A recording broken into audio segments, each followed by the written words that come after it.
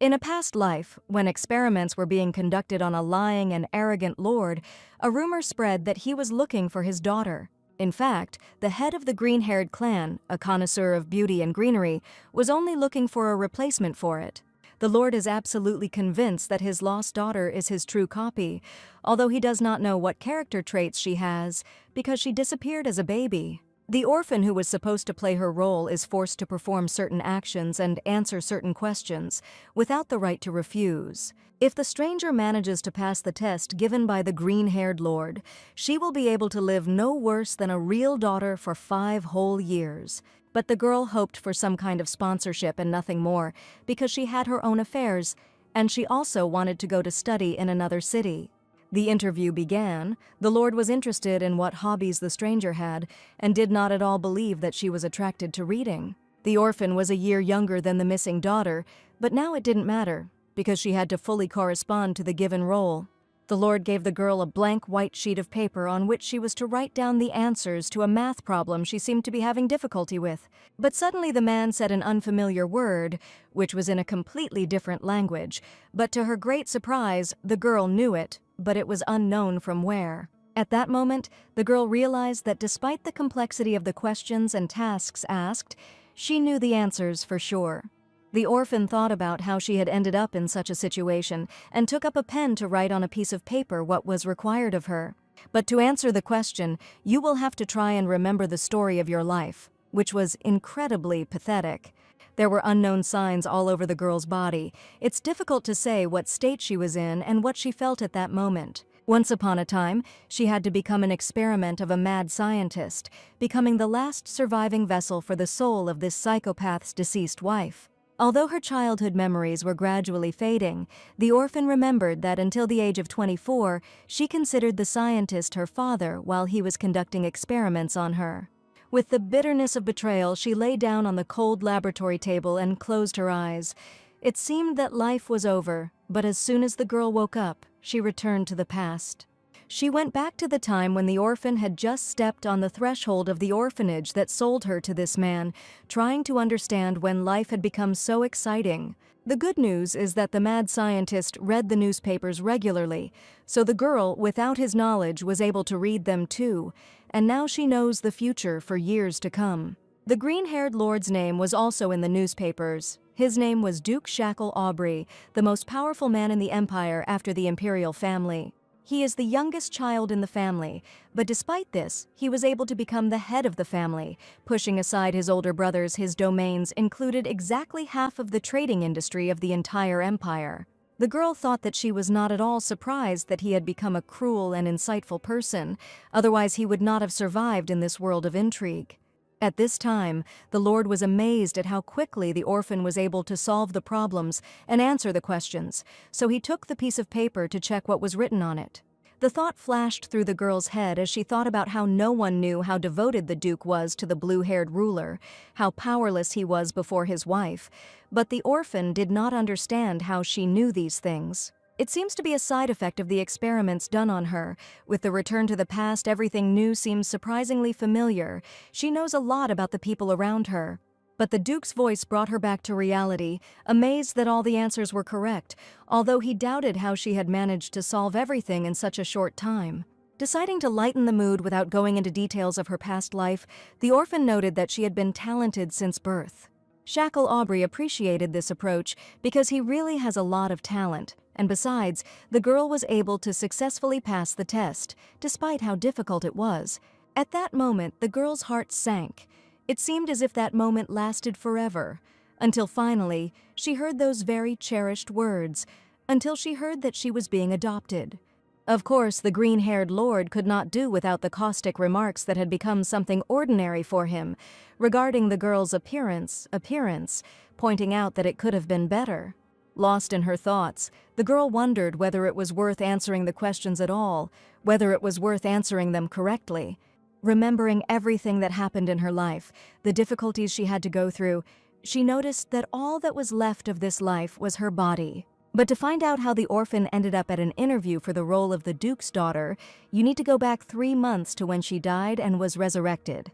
Unbearable pain overcame the girl's body. It seemed that it was better to die at that very second than to endure what was happening. Suddenly, a vivid picture flashed before her eyes of a little girl being given to live in an aristocratic family because it was a great honor. Whose memory was this, and did it really exist? These questions made the girl think deeply, plunge into her thoughts headlong. They say that after death you feel nothing, but the pain she felt, the pain as if she had been beaten, made me doubt that. The girl was sure that she had definitely died, not understanding how this was possible, what was happening to her now, whether all this was true. Bright pictures of different places continued to pop up in her thoughts. The old building did not leave her head. Was it someone's house, or a shelter for people like her? She walked barefoot on the grass, walked in an unknown direction, without goals, without a final destination, walked feeling the soft grass under her feet and the light wind blowing through her hair. The pain was so strange, unlike anything else. A familiar name sounded in her head, the name Rania. How long had the girl not heard it? The orphan remembered a very pleasant and warm dialogue. Only those who were adopted by aristocratic families communicated so friendly. This dialogue took place near a forgotten, hellish orphanage. Because of all the experiments that were conducted on the girl, her skin was thinning, and now even the slightest breath of wind caused severe pain. She smelled worse than the most foul-smelling medicine. But now she doesn't feel anything, doesn't feel that tearing pain, and this feeling seemed so strange. Was it all true? Was the orphan really able to return to the past? She noticed that now her hair was long and healthy, and her skin was snow-white. Her hands were a little thin, but very cute. It was not like an ordinary dream. Maybe this is the long-awaited freedom. Maybe God had finally taken pity on the poor girl and allowed her to escape the dark past that had hurt her so much. It was a chance to start all over again. It didn't matter whether she actually died that day, how it happened. The main thing was that now she was able to find peace, to feel happy. Reaching her little hands towards the blue sky, towards the warm sun above her head, she knew that all the problems and bitterness of her life were behind her. But suddenly the picture became gloomy. What was happening became difficult to explain. It seemed that she was in eternal oblivion, not realizing what was happening. The strange seals on her hand made the girl worry. Her heart beat faster and faster. There was a loud ringing in her ears, as if she was about to lose consciousness. There was only one question that bothered her at that moment. Why were there still traces of the experiments on her hands? She fell to her knees. The grass under her feet was no longer so soft. The orphan wanted to start life from scratch, without any strength. The seals that spread throughout her weakened body were what caused her death, the ancient signs that eventually consumed him. Fear enveloped the girl.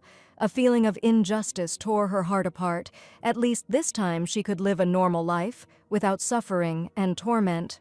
If, in fact, the orphan managed to return to the past, even if it was such a difficult one, it turns out that he doesn't know about it yet. The girl understood that now she couldn't die so easily. She needed to take revenge. She needed to destroy his laboratory, destroy his life. But first, you have to get to the very beginning of the path. You need to gain people's favor, get positive recommendations. This place is the most famous shelter in the entire empire, but even it has its own secret, and maybe even more than one. Children who studied well, were distinguished by their intelligence and developed skills, could come under the wing of some noble, aristocratic family. Many of the orphanage's pupils studied diligently, learned manners and etiquette, and tried to show themselves from the best side, because this was their only chance for a decent future. Of course, this did not apply to difficult children, disobedient, difficult to raise, those who did not obey well and neglected the rules of the orphanage, and those who were not liked by the teachers. Such children could also be taken in by foster families, but then they would suddenly disappear without a trace, leaving nothing behind. Like the main character, a little girl with such a difficult fate, with a past that literally left behind traces that you want to erase from your memory as quickly as possible. The orphan firmly decided that now she would study well in order to be adopted. She was no longer that stupid, obedient girl. Now she would be able to take revenge on him. She carefully cut the vegetables, imagining herself to be a real chef, a professional in her field. Surprised sighs and exclamations were heard behind her. The teacher and her students were amazed by such skill. The preparation of ingredients for the dishes was finished. The girl even managed to wash all the dishes. She tried her best to become better. The teacher let the little girl go, surprised at how quickly she had completed such a volume of work, and called her by name, Anisha.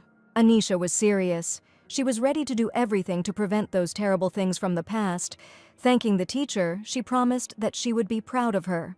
She seemed to be an unremarkable child with low grades, and it was the girl's first time in the kitchen. The teacher had been watching her for a long time and could not understand how she could change so much in just 3 months. Anisha was not like the other students. It seems she is one of those on whom the teacher's grades depend, so the teacher thought maybe it would be worth assigning the girl to help in the kitchen for a whole month. The girl happily accepted the teacher's offer. She was pleased that her efforts were noticed and appreciated. The orphan had an advantage in her studies, because she had already been in this place. Even in intensive courses, it would not be difficult for her to get a good grade. Anisha tried, cooked like a real chef, cleaned without missing a single speck of dust, while her body was aching with pain, so that the psychopathic scientist would love her. It is not clear what all this was for.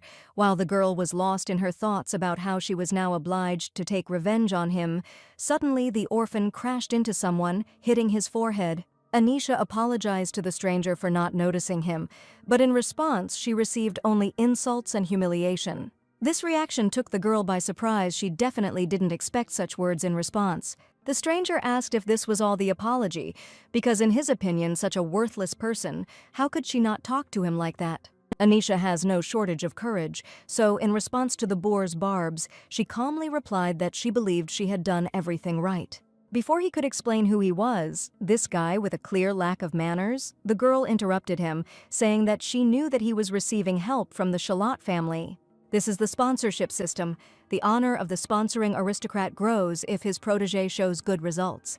The guy wanted to hurt Anisha by saying that she would definitely not be chosen for this system, but the girl was determined, so she threatened him with the Count's family, saying that they could commit murder, forgetting about apologizing. She continued to intimidate him. Who knows, maybe this impudent guy will become their victim.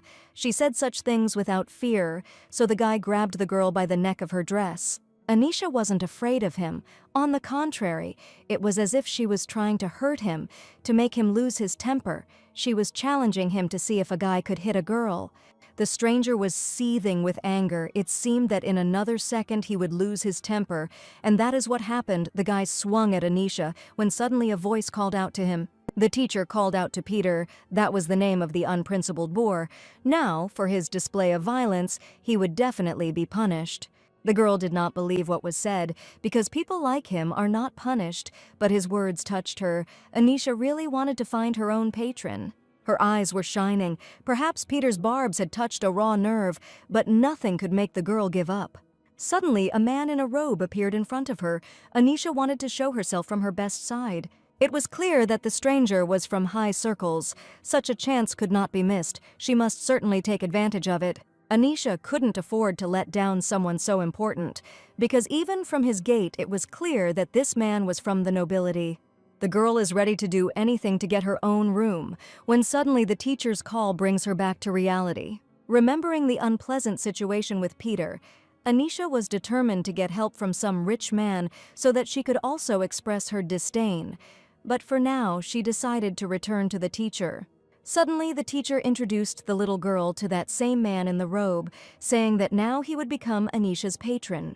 The orphan's plan seemed to have collapsed. Because the stranger had seen the skirmish with Peter, it was impossible to get acquainted with an influential person so quickly, especially after what had happened.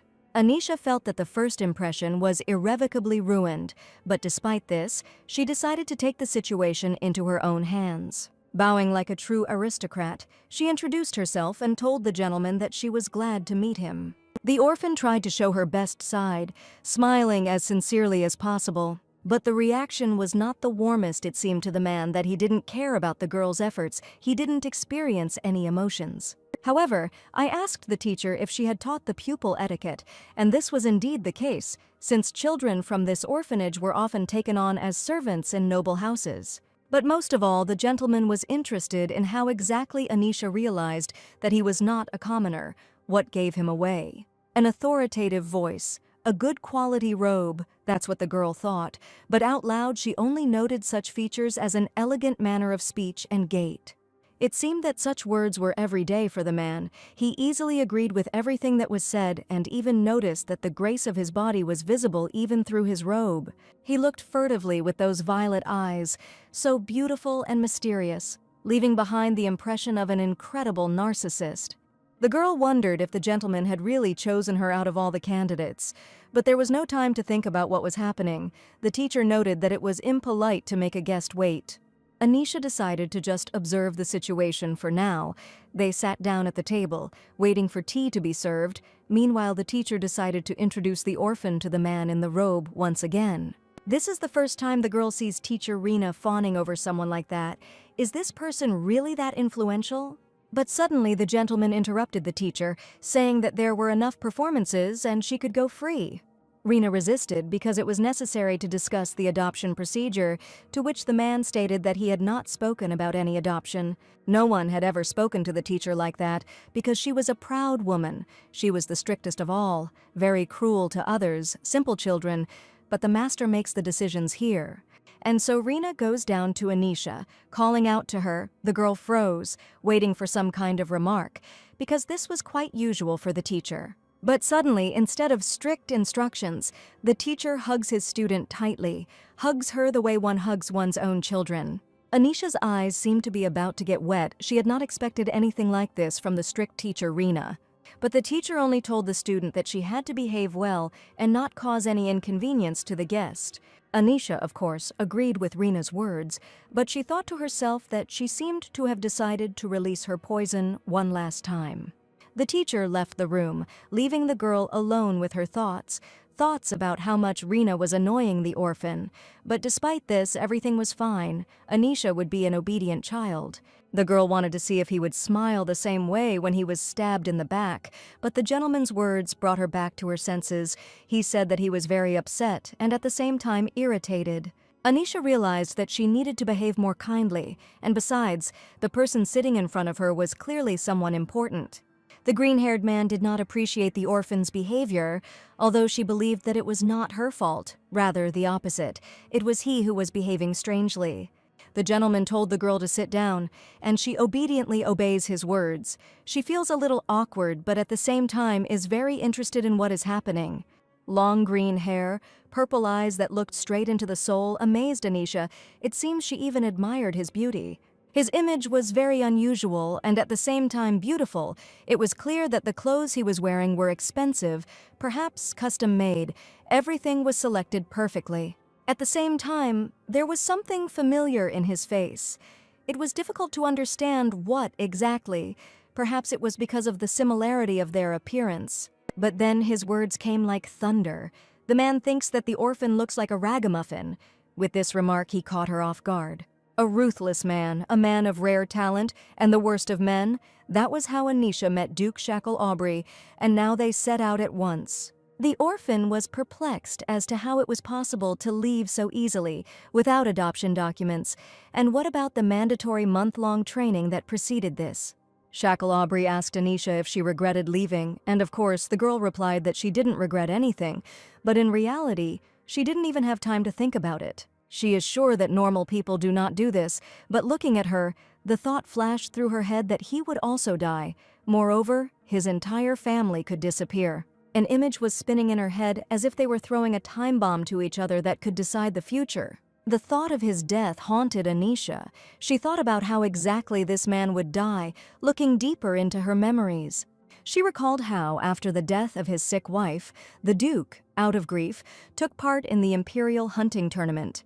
There, he almost killed one of the members of the Imperial family, and eventually he would die at the hands of the head of the Argo house, the blue-haired Duke Alpha Argo. Then the power of the Aubrey family will take on a dark shade, and his entire family will perish, but then a heroine will appear who possesses the power of the Aubrey family. It seems that this was just Anisha's imagination running wild, because there was no real heroine. Maybe it was a side effect of the experiments. Because of them, many strange things happened. The girl thought that maybe she had developed the gift of foresight. It seemed funny to her that she died and was resurrected, but still carried the burden of past events. She didn't know how long this would last, but she was sure that she wouldn't give up until her time was up again, and it seemed that these thoughts were so loud that the Duke turned his attention to the orphan. To lighten the mood, Shackle decided to ask the orphan's name. It was clear that he was about to say something important. The Duke told the girl to remember a few rules before they left, and Anisha began to listen to him attentively. Shackle Aubrey decided that from now on, the orphan would have a new name. She was no longer Anisha, and that should be remembered. The girl froze in anticipation of a new name. It was unclear how exactly she felt about this news, but from today on, her name was Annette Aubrey. The journey ended, and the Duke and his newly made daughter arrived at a place where people could be seen rushing to meet them. Shackle Aubrey said the girl would now live here with the Aubrey family. She looked around the luxurious castle. It was tall and bright. The grounds around it were beautiful and clearly looked after properly. Anisha, now Annette, couldn't believe that all this was real. For her, it was just something grandiose. Something or someone caught her eye, and the girl looked away with great admiration. She saw a beautiful girl in front of her. She was also wearing an expensive dress. The same pink as her hair, she looked like a delicate peony petal. Tears appeared in the stranger's eyes. These were tears of happiness. It seemed as if the girl had been waiting for this moment for an eternity. She called out to the orphan in a gentle voice, calling her baby, looking at her in amazement. This girl's name is Rosanna. She is Annette's future mother, and she was the first victim of the Aubrey family tragedy. The girl turned her attention to the Duke. She was interested to see his reaction. It was clear that he was nervous, as if he was afraid that something would not go as planned. Maybe he thinks that Annette has forgotten what he told her. We are talking about Anisha's new name, that from now on, her new name will be Annette Aubrey. The Duke said that the girl should call him father from the moment they arrived, and his wife mother. Shackle Aubrey took an oath from Annette that she should be true to her role, but she decided to act impudently in response, saying that it would be easier for him to just find his daughter. But he found her. He found her dead. His wife shouldn't know about this. He was worried that she wouldn't survive such grief. Finally, the Duke clarified that the girl had a brother, and in Shackle's absence she could turn to him, but now there would be no more questions or discussions on this topic. Annette wondered how she could behave so as not to reveal that she was a simple orphan. She agreed with everything the Duke said, and it seemed to irritate him, because the real daughter was a bright, kind, and naive child. Rosanna couldn't believe her eyes. Was this really her beloved daughter, whom she had been waiting and searching for so long? Out of fear, the girl hid behind the man whom she must now call father. It seems she does not understand how to behave correctly. She is afraid of playing her role incorrectly, unnaturally, afraid that Rosanna will understand that this is not the real Annette. Sweat appeared on Shackle's face. He was worried, anxious. He didn't know if his plan would be realized. The girl cautiously looked out from behind his figure, which at that moment was a wall for her, and timidly called Rosanna Mom. The Duke is amazed by Annette's performance. He never thought that she would pay attention to such trifles. The daughter cannot help but be happy that she has finally returned to her parents. She saw how happy the mother was when she saw her lost child again. However, the girl worries that she might be rejected, and out of fear of the unfamiliar, grandiose environment, she turns to a more experienced adult for support. She gently pulled at a piece of her robe to draw attention to herself, to show how exciting this moment was for her.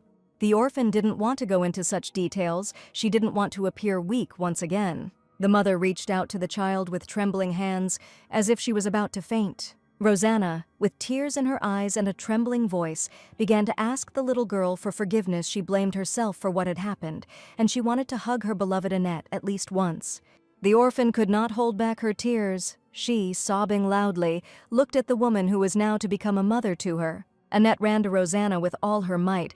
This meeting was so long awaited. The girl's eyes sparkled in the sun. They sparkled with tears as she looked at her new mother. It was very warm in Rosanna's arms. She seemed to radiate love, but then why did the girl's heart hurt so much? Perhaps because her warmth was not meant for the orphan. One must imagine all the horrors she had endured to shed a tear. One last time. Rosanna couldn't stop admiring her little daughter. She didn't want to leave her side for a minute, but Shackle interrupted them in order to show Annette her room. The orphan was surprised at how affectionate the Duke could be, while her new mother suggested that the girl rest and then meet for dinner. Annette agreed, her eyes sparkling with happiness, as if she really was the real Annette Aubrey that her parents had been looking for and waiting for so long. The maid escorted Rosanna to her chambers so that she could recover from such a difficult but very pleasant meeting. The girl, looking after them, began to wipe away her tears. Her eyes already looked tired, and a blush appeared on her face. The Duke, with a serious face, went down to the orphan, looked into her eyes, and asked if she was really crying. It seems that such a reaction made the orphan proud of herself. She realized that she did everything right. But, in fact, all this was nothing more than a game, because Shackles specified that his daughter was a bright, naive, and affectionate child, so the orphan exactly copied and repeated her behavior. A smug smile appeared on her face, and she was able to make even the master believe in her tears. It was hard to believe Shackle hoped that the girl was joking. She couldn't have so naturally portrayed joy and tears. In any case, the meeting went as it should have. Enough theater, since the audience had already left. Annette didn't have to pretend in front of the green-haired Duke because he was the man who came up with all this. Suddenly, in the courtyard of the beautiful palace, the maids appeared. Their aprons were as white as freshly fallen snow. Their uniforms were perfectly ironed. They all gathered to greet the mistress. The orphan was delighted. She did not expect such a warm welcome. It was impossible to show that this was all unusual for her. But the Duke was still able to notice the surprise on her face, and it seemed to amuse him. Shackle corrected the girl. She should behave naturally. After all, this is her home now. He extended his hand to the girl, as a sign that they understood each other. Of course, the orphan agreed with everything he said. But despite her consent, she already felt disappointed. Perhaps she still felt that all these caresses were not intended for her. She understood that everything that was happening looked like her fantasy, her own invention, for only 5 years. The girl was brought back to reality by 2 maids, who greeted Annette loudly and introduced themselves. The twins were called Mary and Gold. The girl nodded awkwardly in response to them. She did not fully understand how exactly she should behave with the servants. Annette knew that if she did everything as she was told and didn't create any problems, she would be able to get along with the Duke. The sisters still didn't calm down. They were happy to see the girl. So far, everything was going smoothly. Suddenly, Annette sensed something was wrong. It seemed the maids wanted to help the orphan change her clothes, to which she fearfully asked them to leave because she could handle everything herself. The sisters insisted on helping the girl take a bath, making her increasingly embarrassed. Annette didn't know how to get rid of them. She became very worried and anxious. It seemed like there was no way out of the situation, but maybe they would understand from her behavior that she was not her real daughter. The orphan knew that if she did undress, they would see the cursed marks on her body. There was surprise in the servants' eyes. They didn't understand what they were doing wrong. To which the girl said that she was very shy and did not want anyone to see her undressed. The maids did not expect such an answer. They offered to get water for Annette and wait for her in the next room. But the orphan insisted on her own. She could not show herself to them without clothes, so as not to reveal her secret. The Duke must not find out about anything. Otherwise, he will immediately return the orphan to the orphanage. It makes no sense for him to keep a defective product nearby, which will expire at any moment. She looked at her hands, not knowing how to hide what was left on them. She needed to find another way to solve the problem. Lying in the bath, she understood that with time, her shyness would no longer be taken as an excuse. Suddenly, she remembered about the chameleon mucus, which was discovered and created by some eccentric scientist. When this ointment is applied, the area takes on the color of the rest of the skin, like a chameleon.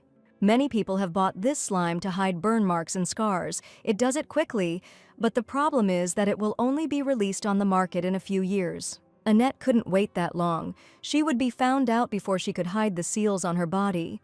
She has a maximum of 6 months. She needs to find this scientist and hurry him up. Fortunately, the orphan knew him well. That psychopath who used the girl, hated her, that same eccentric scientist, he was the genius of the century. Thanks to the inferiority complex of that madman, the girl knew exactly what this scientist liked and disliked. She understood that if she lured him, he would definitely bite. At this time, the maids Mary and Gold began to ask Annette whether everything had worked out for her, whether it was difficult to do it alone. The girl said that she would like to look around here. She is not tired and does not want to rest. She just wants to get used to the house as soon as possible. Without having time to properly examine anything, the servants sent the girl to dinner without giving her time to get settled. There was nowhere to go, because her new parents were waiting for her at dinner. It would have been rude not to come. Annette thought about it. The house was so big that it took her 2 days of being in it to realize just how big it was. Rosanna was worried about whether her beloved daughter liked everything, whether the food was tasty, how she felt. The orphan was delighted, of course. The dishes prepared in this castle cannot be compared with the food from the orphanage. Annette disliked what they were fed so much that over time she switched to intravenous injections. The mother was glad to hear that the girl was happy with everything, so she suggested that she try different dishes. The table was incredibly abundant, with many fresh desserts prepared especially for her. The orphan ate what was brought to her with great pleasure, regretting that she could not eat everything. She thought how wonderful her life would be if she could eat like this all her life. Suddenly, her thoughts were interrupted by Rosanna, who, in her opinion, impudently asked her to call her mom. She understood that her daughter was already mature for her age, and they would not be able to return the lost time. But if only Annette could be more comfortable like this, if only she could feel all the love and care around her. Suddenly, the orphan called her mother, as she had wished, causing Rosanna to freeze at what she heard. Annette said she doesn't mind calling her that and is grateful that the woman didn't give up and looked for her child. She wondered if she was doing the right thing, if she was overdoing it, if perhaps it looked unnatural. The orphan knew she was just doing her job, trying her best, but suddenly Rosanna turned to her. The woman wanted to say something, but the lump in her throat did not allow her to do so. The Duke saw how much she was worried. It seemed as if time stood still, and everyone at the table felt the tension. The girls saw that her mother was behaving unwell. They shouted at her to come to her senses and eventually took her to a room. The situation turned out to be more serious than expected. Everyone was very worried about Rosanna. It is surprising that she did not lose consciousness immediately, although she felt very weak. Lord Shackle was worried about his wife's health and could not understand what it was connected with. People around saw this desperation and understood that Rosanna definitely needed help. The maid looked at the girl, worried about her, because they had not seen their mother for so long and she soon left. Annette didn't know how to treat this disease. She thought maybe she should bring warm water, sugar, and flour powder. She knew how to improve the situation, so she asked the servant to fry the flowers in a frying pan, dry them, and grind them into powder. Flowers, those weeds everywhere, are actually an important ingredient in the treatment of diseases. The process of making the medicine is extremely important. It has a quick calming effect, and the maid Mary went to prepare it. But so that no one would suspect anything, Annette was forced to play the role of an innocent and bright genius. After some time, the Duke came to visit his wife. Concerned about her condition, he asked if she had calmed down. Rosanna was worried, but not for herself. But for her daughter, she asked how surprised Annette was. She felt like she was a hopeless mother because she couldn't control herself. Lord Shackle was agitated. He did not want to blame Rosanna for what happened, although he understood that they were indeed bad parents, since they could not protect their real daughter. He thought for a long time about what words of support to say, but nothing came to mind. Suddenly, the door to the room carefully opened. The parents looked through the opening to see the guest. This guest was Annette. She brought medicine for her mother and quickly headed towards her. The Duke was surprised. He did not understand what was in the girl's hands, so he said that the mother was ill and she could be left alone for today. As if she hadn't heard him, little Annette headed towards her mother to take her medicine. The contents of the mug looked strange in her fragile hands. The cup, with the liquid dangling inside, seemed heavy. Shackle became agitated, peering into the mug, trying to figure out if the contents would harm Rosanna. He couldn't hold back his emotions. The Lord couldn't lose another family member. Shackle started yelling at Annette. He didn't understand how she could allow herself to communicate with Rosanna like that. This child was of unknown origin. It seemed as if he already regretted choosing her, but the girl only laughed in response. This reaction confused the Lord. He did not understand why the orphan was laughing. Annette continued to play her role. She turned to her father, saying that everything was okay. She was a genius because she looked like him. Rosanna, a little embarrassed, agreed to take the medicine, because how could she refuse her daughter, who gave it to her for the first time? She asked her husband not to be too angry and touched her lips to the mug. It seemed that the Duke felt guilty and ashamed of those words. Rosanna said the liquid was sweeter than she thought, although a little bitter. Annette left the room, saying that she hoped her mother would get better soon and would be back soon. The Duke could not trust the girl. He followed her closely with his gaze, wondering what was on her mind. A shudder ran through the orphan's body. She felt the tension in the air. She understood that Shackle did not trust her. What was happening made Annette's heart clench. The pain was so sharp that cold sweat appeared on the girl's face. Memories from the past could not leave her. The orphan tried to calm herself down with the fact that she knew that even if she made some mistakes, she would not be scolded or subjected to any experiments. The girl saw that Rosanna's reaction was good. Annette came here to do everything right. Suddenly, the orphan was brought back to her senses by a worried voice calling her mistress. The maids bent over little Annette to understand what had happened to her and how they could help. The orphan had to play the role of an innocent, ignorant child, and she put a slight smile on her face. It was impossible to show her anxiety, so she replied that she was just surprised because it was the first time an adult had scolded her, but she wanted to keep this situation a secret. Meanwhile, Rosanna wanted to understand her husband's feelings. She asked why he was so angry with their daughter. Shackle replied that it was because Annette was trying to feed something strange to her mother, but Rosanna didn't care. She considered the girl to be very friendly and kind, and saw how unusual it was for her, so she asked her husband not to be so heartless. Shackle understood Rosanna's feelings. She didn't know that instead of their beloved daughter, a little stranger was now living with them, but the woman still demanded that her husband agree with her opinion. Suddenly, the Duke noticed that Rosanna's cough seemed to have stopped. Indeed, the woman noticed that it became much easier to breathe and she no longer felt chills. The man couldn't believe it. Never before had the cough stopped so quickly. Could it be that the girl really came with good intentions? Various thoughts were spinning in his head, whether it could have been a simple coincidence or whether that strange medicine really had worked. Was it a coincidence that Rosanna's symptoms had eased? It was not at all. Annette's face was very confident. Duke Shackle turned to his servant Pedro. It was clear that he was serious. The man ordered the maids Mary and Gold to be escorted out, apparently so that he could speak with Annette alone. He knew he could ask if there was any particular behavior, so he left Rosanna to sleep in comfort. She really needed a good rest. The fact that the medicine removed the negative symptoms for the first time in a long time made life much easier.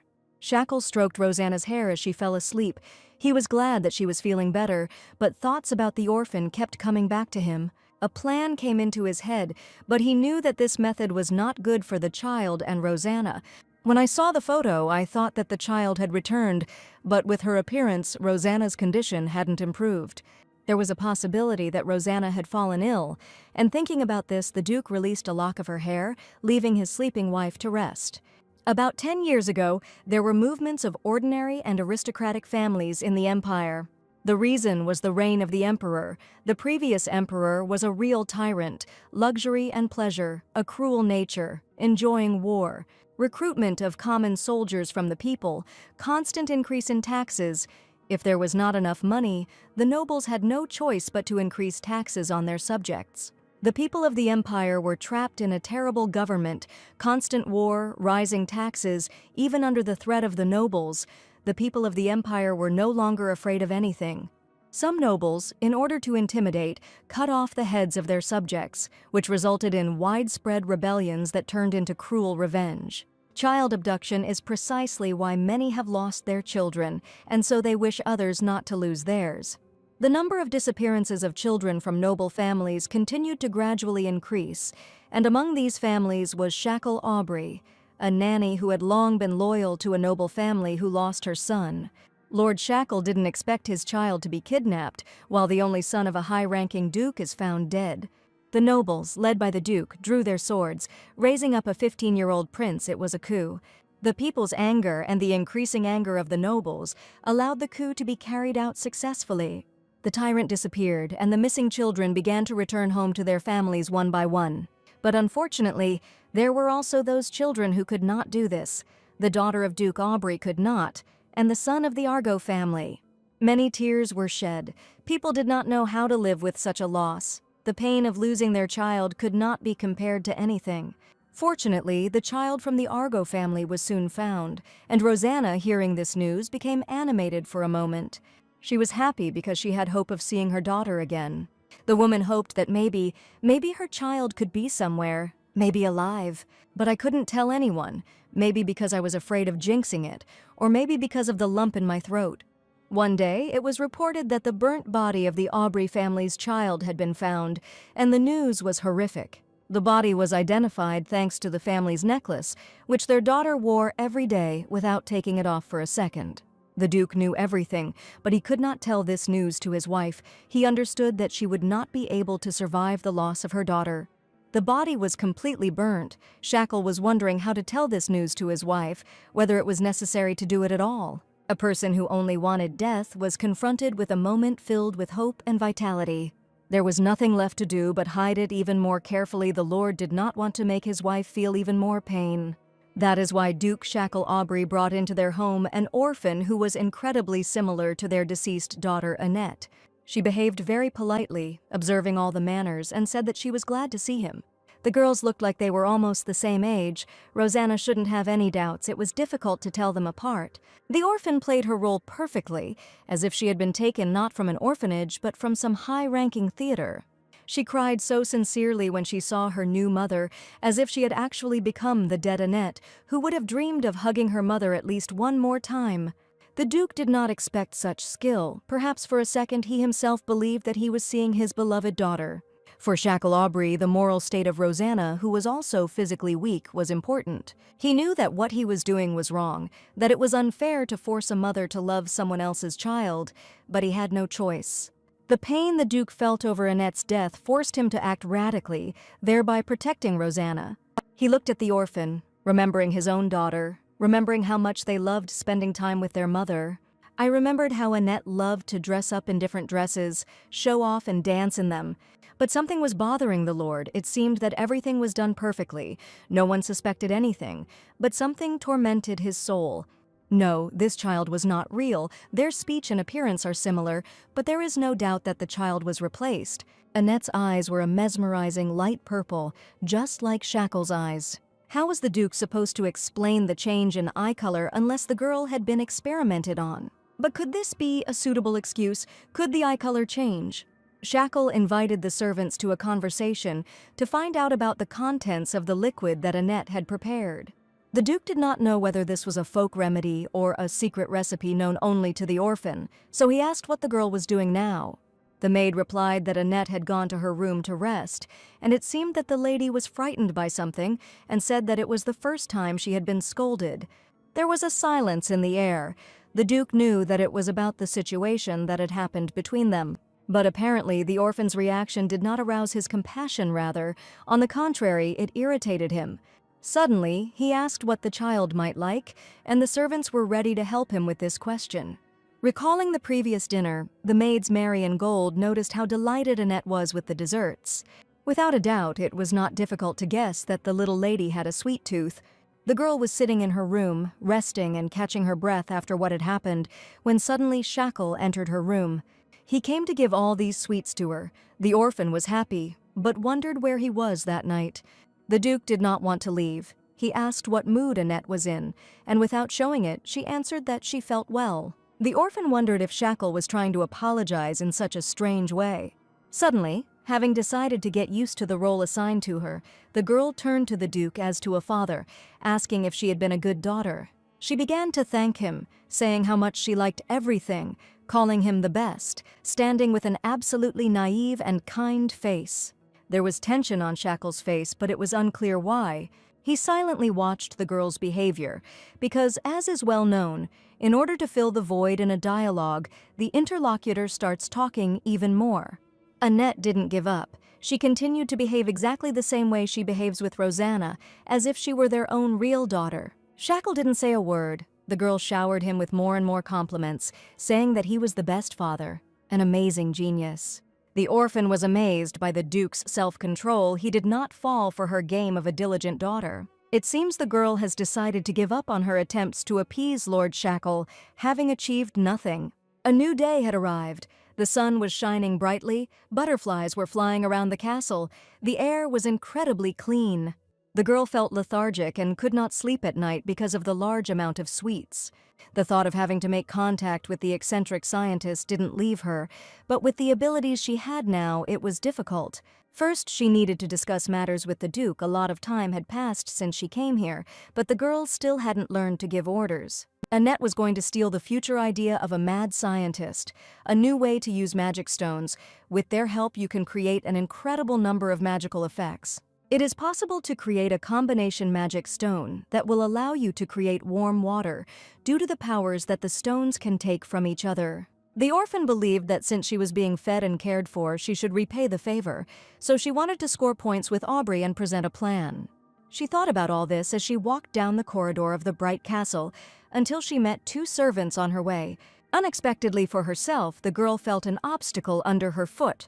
One of the servants decided to trip up the little lady. It seemed like everything was happening in slow motion, as if that second stretched out into eternity. And now the girl is flying down, trying to make her fall as safe as possible.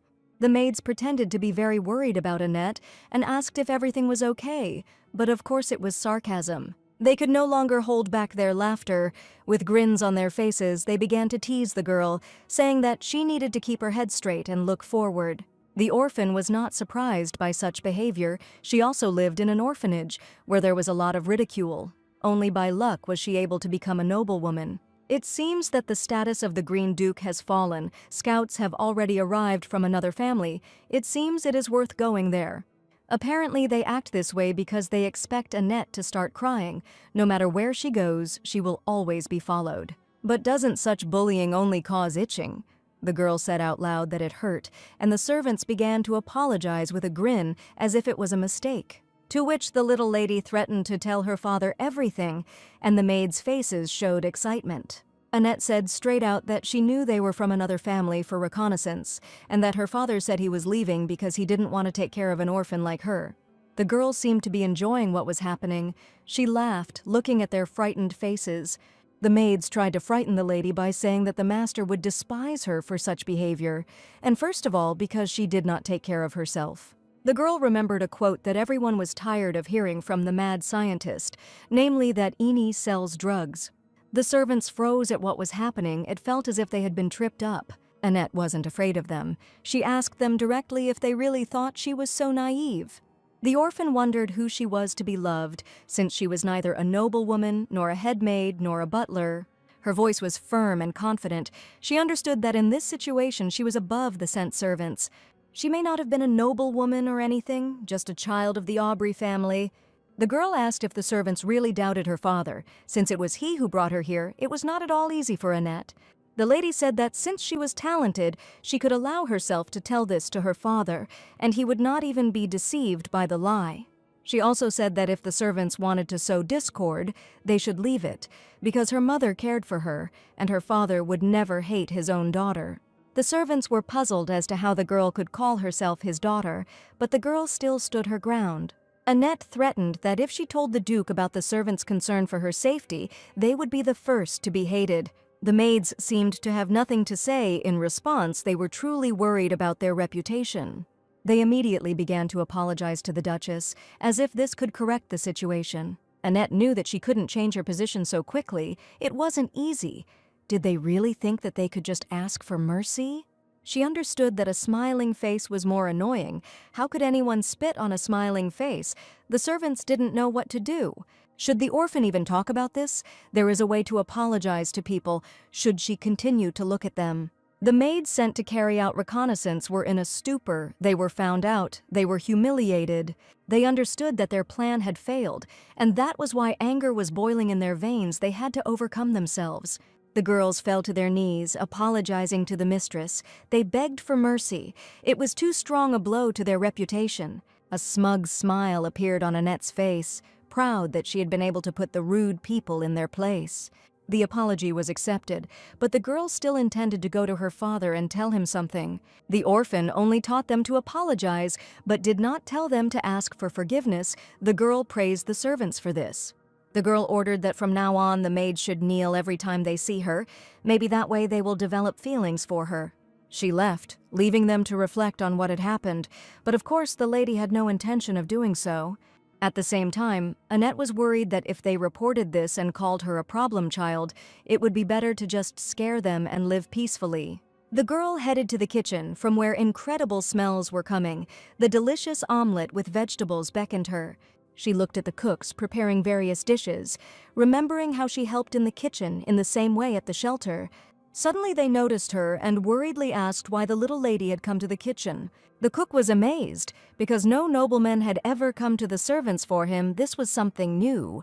The girl was amazed that this man knew her, because they had never met before. Of course, he knew the lady, because he was the chief assistant cook in this house. The orphan remembered that Duke Aubrey said in the novel that he liked people who worked hard. Could it really be that he told her about Annette in advance? Different thoughts continued to run through the girl's head again. She wondered what kind of novel they were talking about. Now is not the time. Annette asked if she could use the kitchen, as cooking was something she really enjoyed. The cook hesitated. He didn't know what to answer, because the lady's presence in the kitchen was a bit difficult. On the other hand, how could one refuse the daughter of Duke Aubrey? Punishment would surely follow. The girl decided to tell how to cook cheap meat so that it tasted like expensive meat, because no one in the Empire knew about this yet. This information is provided by the Wild delegation at the peace conference 3 years later. If the orphan can earn points by serving the Duke a dish, he can earn the means for revenge. It felt like the calm before the storm. Shackle Aubrey sat in his office, intently writing something down. There was a knock on his door, and the Lord allowed him to enter, still not looking up from his notes while his personal butler greeted the guests. Annette entered the office carrying a plate on her own, which seemed huge in her small hands. Pedro, Shackle's butler, offered the Lord a bite to eat, but it seemed the Lord did not want to be distracted from his work. Suddenly, the gentleman was distracted by the voice of little Annette, who called out to her father. The man did not expect to see her at the door, and with a dish in her hands, food was always brought by servants. Smiling, the girl offered her father something to eat. He was too focused on work, forgetting about rest. However, he was not against having a snack, because before he even noticed, his stomach had already started to hurt from hunger. Besides that, the girl came here to say that Shackle Aubrey saw what happened in the hallway. He did not understand how the workers dared to attack the Duchess. No one dared to behave like that near nobles. If the child was suffering and simply didn't know what to do, he would have stepped in and helped, but he heard his name in the conversation. Duke Shackle knew that if the girl decided to tell who the troublemaker was, he would make sure she never saw them again.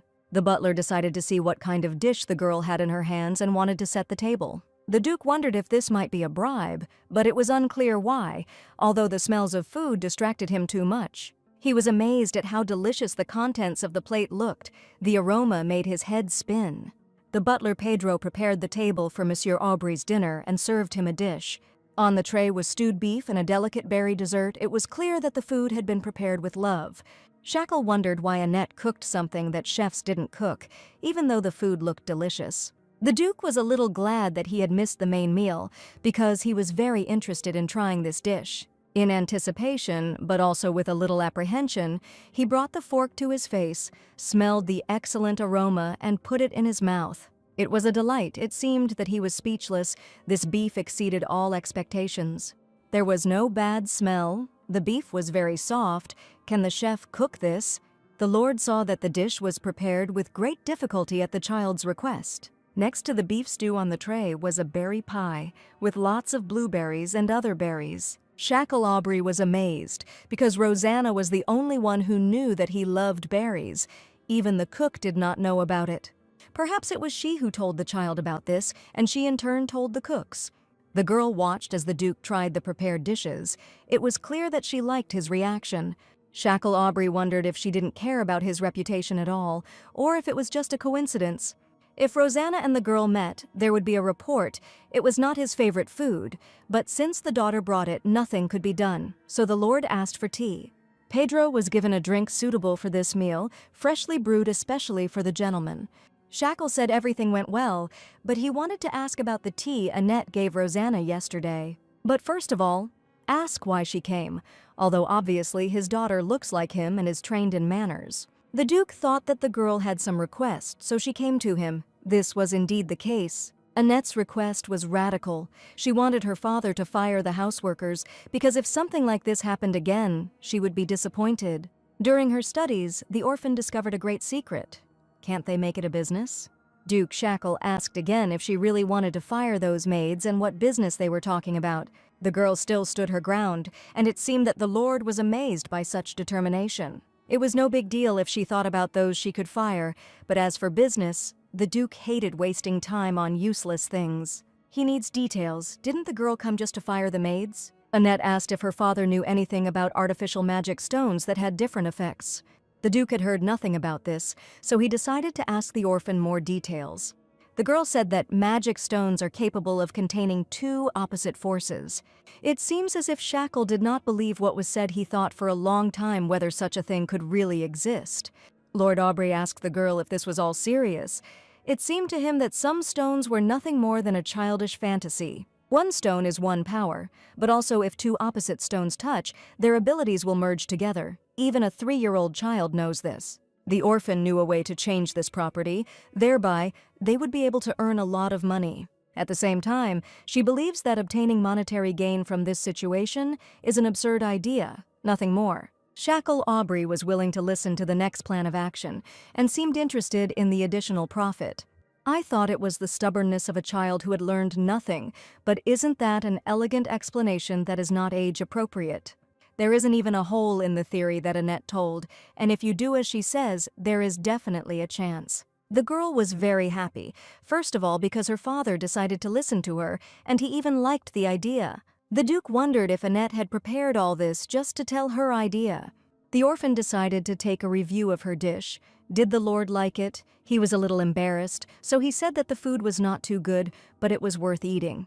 That was all Annette wanted to know, so she was about to leave when her father suddenly stopped her. He decided to reward her for the idea, after which the orphan decided to make another small request. Shackle still couldn't believe that she would make such a proposal and then ask him to fire someone. They are not even allowed to enter the homes of aristocrats, but they dared to block the way of the Aubrey family. Annette asked if she could count on a percentage once the business was accepted and profitable, in response to which the Duke agreed to dismiss the servants.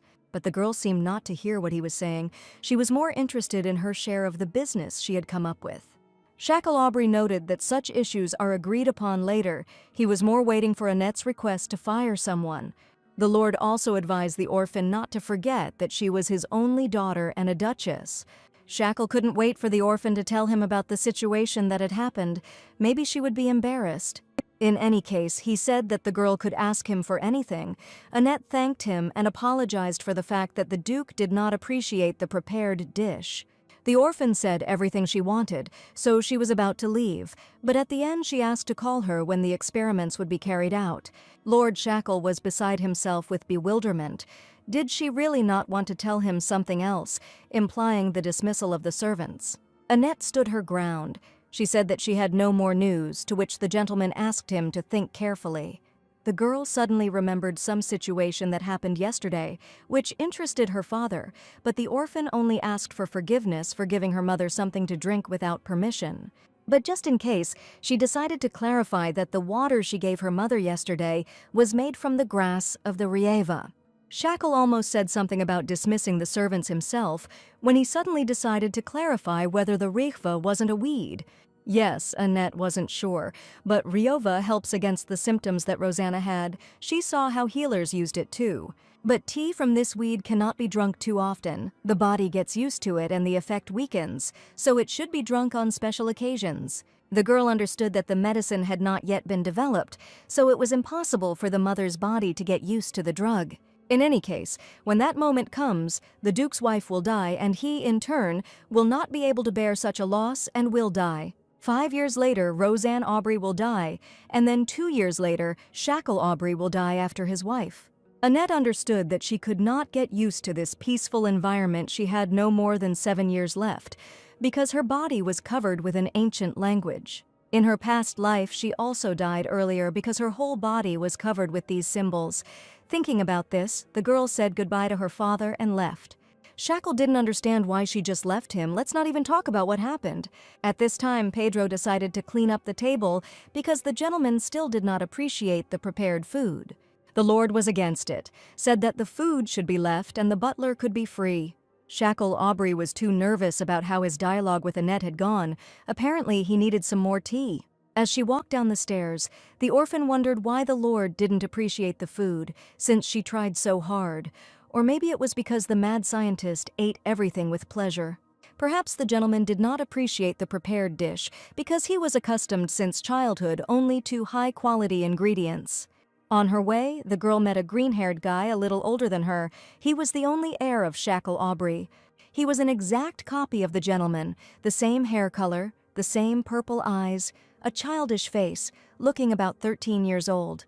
He is a minor male character, and after his entire family dies, he becomes a wandering knight and meets the main character, who has green powers. Annette began to remember something incomprehensible again. A minor male character, the main heroine. What does it all mean? The girl saw her current brother only during lunch, and he said that he knew her true nature. The orphan just wanted to say hello to him and pass by, when suddenly he called her a replacement. Enos Aubrey, with the same grace and arrogance as his father. He smiles with his face, but not with his eyes. Annette clearly felt the hostility and fear. She was very tired and did not want to deal with him at all, so she decided to pass by. Insults were thrown at her back. Enos believes that even in normal clothes, the girl looks like a country bumpkin. He was informed that a new sister had been brought to the palace, but he never thought that she would be so mediocre. He continued to pester her. The lack of response from the orphan made the guy say even more barbs. But Annette calmly asked if she could be free if Enos had finished, since the girl was quite busy and did not have time to play with him. The impudent man did not expect to hear something like this, but the girl replied that her brother's language was not rich, so she repaid him in kind. It's one thing to be nice to the Duke and his wife, but why should she stand on ceremony with a mini version of the Duke? The girl determines the people she pays attention to. Besides, the Duke loves his wife more. He can't just kick out the orphan because the master is worried about her health. In other words, this child's complaints do not pose any danger to Annette. She asked Enos if he really thought that the orphan would bow at his feet. Since she should not treat him well, such words did not suit her brother. The girl believes that being the heir of this family is not enough to be treated well. Annette had decided for herself 2 things in life that would throw her off track, so it was not enough for her that Enos was the heir. The girl said that she did not know how much influence he had, but he would not be able to expel her, and if that happened, the Duchess would go into shock and might lose consciousness. She put pressure on him. The orphan felt morally superior, for her only revenge and her freedom were important. Annette is determined. She will definitely carry out her revenge and live her life without denying herself anything, so that before death, she will have nothing to regret. But it seems that something went wrong. Perhaps she became too self-confident, or perhaps she underestimated her opponent. Annette had miscalculated. Apparently, he loved the Duchess more than she could have imagined, since he was so angry at the thought of losing her. The boy grabbed the fragile girl with all the hatred he felt for her, as if he was going to hit her. Suddenly, the boys heard a familiar voice cautiously calling Annette by name. It was Duchess Rosanna, looking at her children in surprise, trying to understand what had happened between them. Enos froze in fear. His mother's well-being was important to him. He couldn't expose himself like that. This was a great chance for Annette. She found her salvation. Her mother will not let anyone harm her beloved daughter. She ran towards her with her arms outstretched, screaming that her brother had almost hit her, obviously expecting to be scolded. Enos did not expect such a sharp change in his sister's character. It was clear that she was playing the role of a diligent daughter in front of Rosanna. With a smile on her face, the woman called her son to her. She was not a strict mother and could not yell at her own children. She extended her hand to him, doubting that he would come, since Enos was a bit of a naughty child. But the son could not refuse his mother, who was suffering from illness, so he approached her and hugged her back.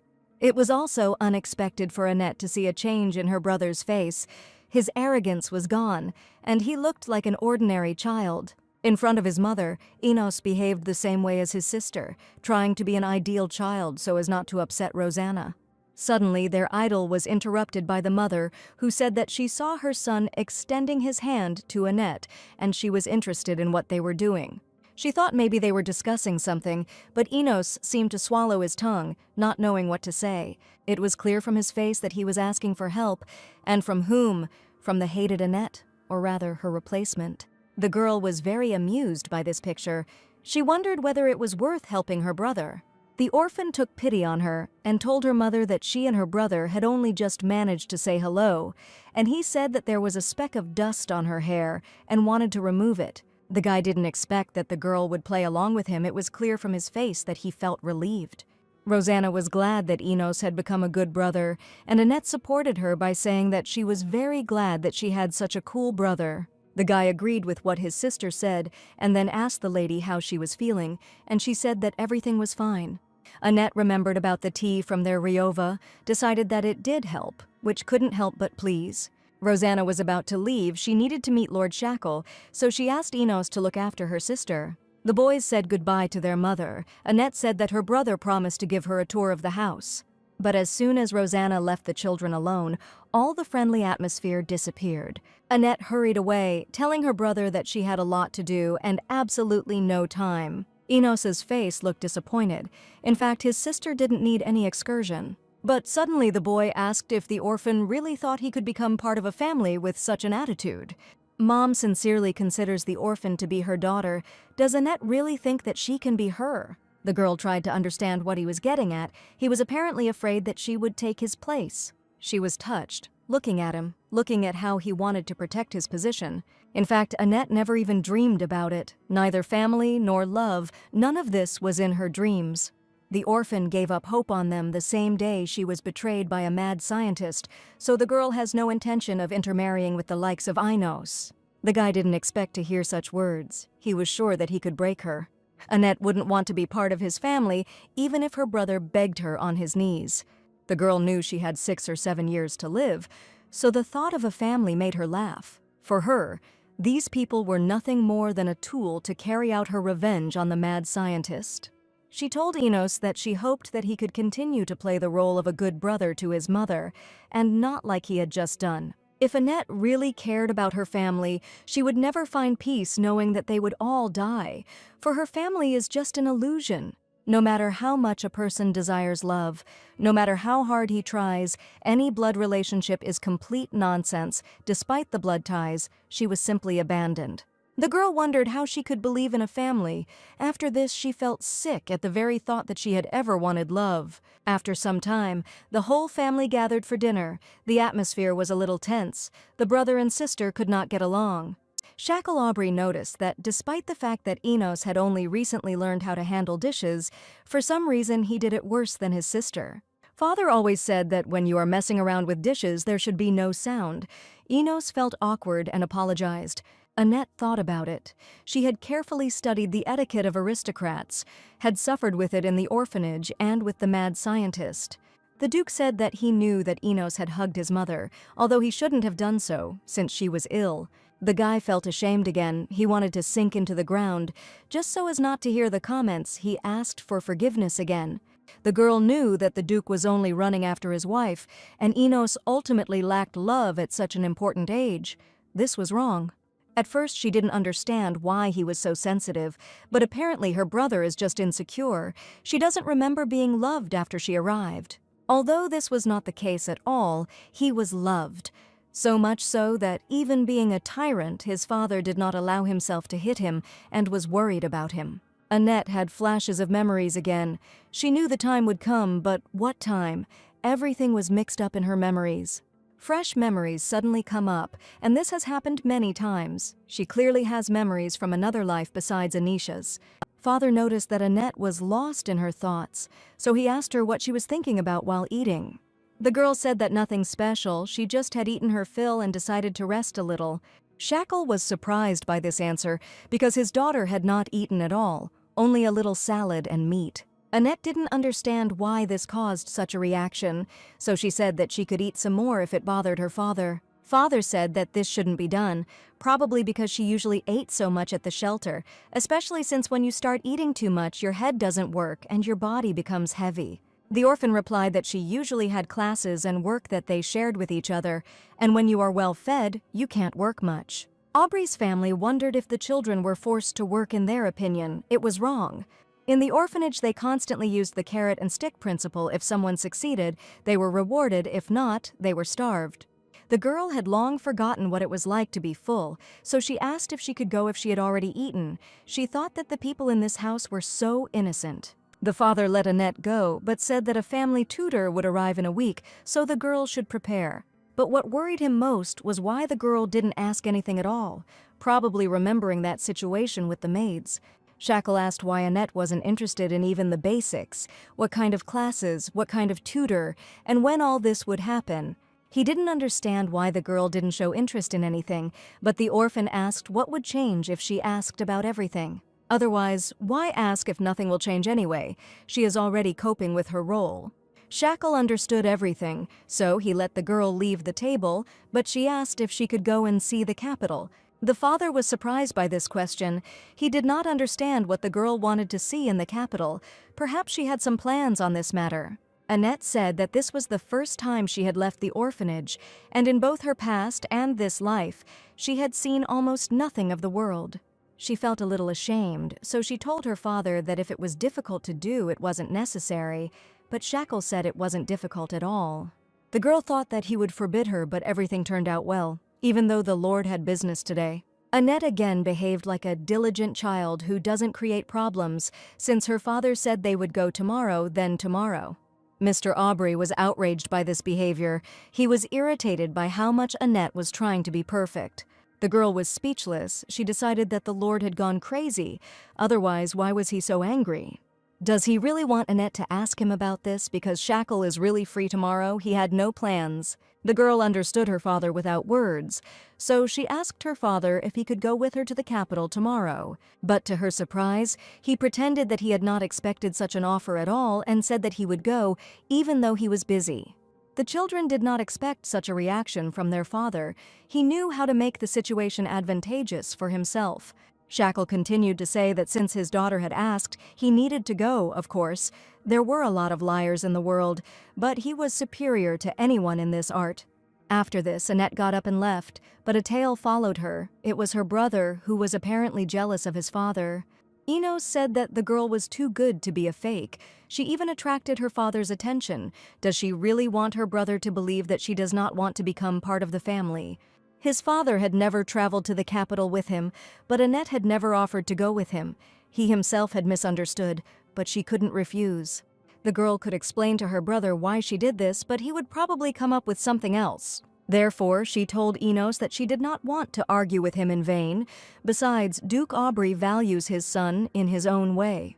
To prevent her brother from finding anything to pick on, she said that despite the fact that she had things to do tomorrow, she would definitely prove that Shackle loved his son more. Enos froze at this news. He asked again what exactly his sister was going to do. She asked if her brother would leave Annette alone if she could prove that Duke Shackle loved his son more than his fake daughter. She also wanted to know if there was a place where her father walked every day. She knew when such lying people began to speak sincerely. Enos said that there is a pond in the garden on the estate grounds. He goes there at least once a day. But why does his sister need this information? Annette thought that this place was befitting of the man called the Green Ruler, so she suggested to her brother that they meet at that pond after breakfast. He was excited. He was wondering what his sister was planning. Was she really trying to deceive him again? But the orphan said that she just wanted to show her brother why he shouldn't be jealous of his father. It would be a shame to have to work hard for a peaceful future. We need to sort this out. With such thoughts, Annette said goodbye to Enos. The main thing now was that the girl needed to sort out her emerging memories. Random words and things popped into her head. A novel, the main character, the main heroine. But what was the meaning of these words? Of course, the orphan knew the past and future of Duke Aubrey before returning. She read all the newspapers left by the mad scientist. However, was it really written about Duke Aubrey's past, even though the news of his death made headlines? But the truth is that he was the third son and suffered from childhood, which is why he did not really trust people. How did Annette know the truth about him loving Enos Aubrey? No matter how carefully you read the newspapers, it is impossible to know facts that were not mentioned. How can she know that he hurt himself so that his son would not get hurt? Where did she get this information from? Now the girl doesn't really remember anything, as if someone had added an explanation to the past that she knew. Suddenly, the girl's thoughts were interrupted by an unexpected picture. A bright light appeared in front of Annette's face.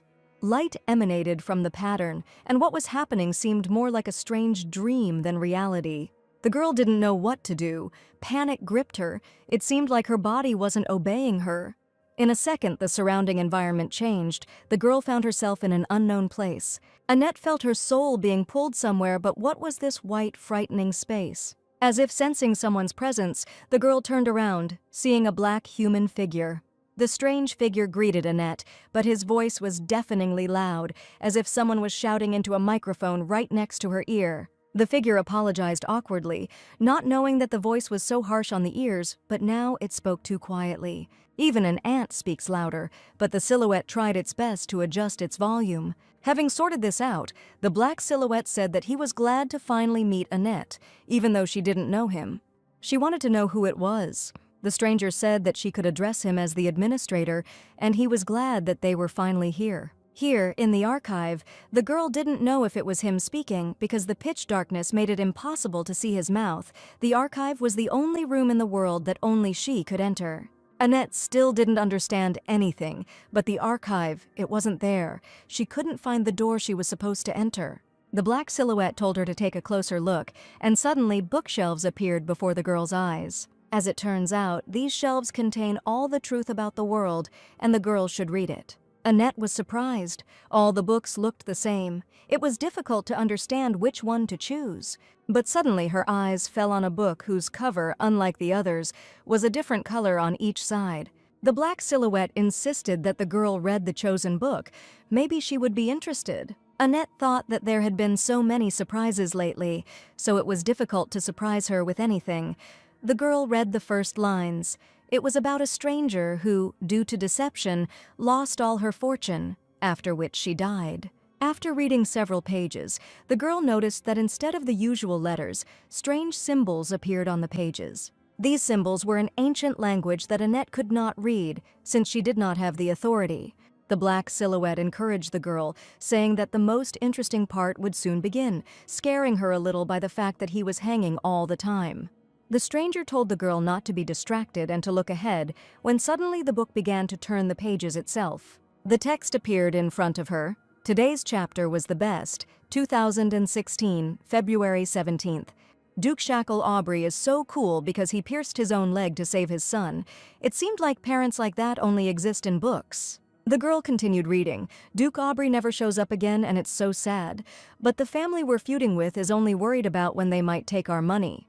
From what Annette read, it seemed that the owner of the diary was writing a review of a novel called Green Eyes. But the girl thought that this would not be such a problem if it were an ordinary review. The very expression to adopt a lost daughter is alarming. Who is the main character? What kind of key is she? Suddenly, Annette was distracted by an incomprehensible force of unknown origin. Her body seemed to be frozen. The black silhouette said that it happened because the girl looked too much and couldn't take it anymore. Annette asked what she had just read, to which the stranger replied, it was her life, or rather a list of the highlights of her life. The girl didn't remember any of this, of course, because this was her past life, and looking into one's past life was initially forbidden. But she has lived many lives, and this is a special case. Simply put, there are countless past lives recorded here. Annette's soul remembers everything, even if the girl herself is nothing. Such an archive exists for everyone, but not all people can enter it. For example, someone who died holding a key in their hands cannot enter the archive of memories. The girl asked what key he was talking about. The silhouette explained that it was the thing on Annette's wrist. It was forbidden. Seeing her frightened face, the stranger decided to support the orphan, saying that he was on her side. It seems it's time to say goodbye. The rest can be discussed later. The silhouette said that he thinks they will see each other very, very often. They say it's better for the first meeting to be short, so suddenly the ground slipped out from under Annette's feet, and she fell into an abyss. The black silhouette said goodbye to the girl, saying that they would definitely see each other again. The girl found herself in her room lying on her bed. It seemed as if everything that had happened was nothing more than a strange dream. Before Annette had time to think about what had happened, a pink dress brought by the maid appeared in front of her face. The girl seemed to like such outfits. She called the dress very cute, looking at it more carefully. But at the same time, the second maid brought an image in dark blue colors, and an argument began between the sisters. In order not to offend anyone, the orphan said that she was ready to try on both outfits to decide which one to choose. Annette looked at the twins, thinking how similar they were not only in appearance, but also in character. Having tried on both looks, the girl couldn't decide which one to choose, so she decided to compromise and wear a green dress, which both sisters were delighted with. The girls began to shower the lady with compliments, saying how much they resembled the Duke, and it was no wonder that the same colors suited them. Annette wondered how hard Shackle had worked to find a replacement. The orphan really did look like Lord Aubrey. The maid said that all the workers were happy that such a wonderful person returned safe and sound, and the orphan was grateful to them. In high spirits, the girl said goodbye to her sisters Mary and Golda and went about her business. The orphan thought about it. She passed out without having time to sort out the information, and when she opened her eyes, it was already the next morning. And now she is already going for a walk with the Duke, because at dinner they had agreed to go to the capital. Her thoughts were spinning with information about a strange meeting, strange key. This place described in the novel. This world existed in the novel that she read in a past life. So Key was supposed to be the daughter originally. Maybe she is the main character. Come to think of it, before the girl came back, she read a newspaper article that said that Duke Aubrey had adopted the girl. She seemed to have inadvertently taken someone's place, but her thoughts were suddenly interrupted by her father's voice, complaining that Annette had kept him waiting. The man stood by the harnessed carriage, in perfectly ironed clothes that looked laconic and expensive. Duke Aubrey praised his daughter's outfit, saying that today she was even worth looking at. Clothes make a person. Annette thanked her father, saying that it was all thanks to him, but there was no response. A smug grin appeared on Shackle's face, and he remained silent, forcing the girl to think about the situation. The orphan wondered if her father really wanted to hear those very words from her. Duke Aubrey is acting very childishly, so there is a high probability that the girl's words will hit the target. Annette hoped that she was very wrong, but still decided to talk to her father. As sincerely as possible, the girl said that in her opinion, her dad looks even more glamorous and handsome today. It seemed that this was exactly what he was waiting for. So, as usual, in response to the compliment, Shackle only chuckled contentedly, saying that he was always like that. Although Annette was right, it upset her a little, so without continuing the conversation, they got into the carriage. During the trip, the father continued to work, making the girl wonder why he decided to go with her if he was busy. Judging by the numerous demands, Duke Aubrey seems to miss his daughter, but still, Annette believes that if a fake like her becomes annoying, she will be thrown out.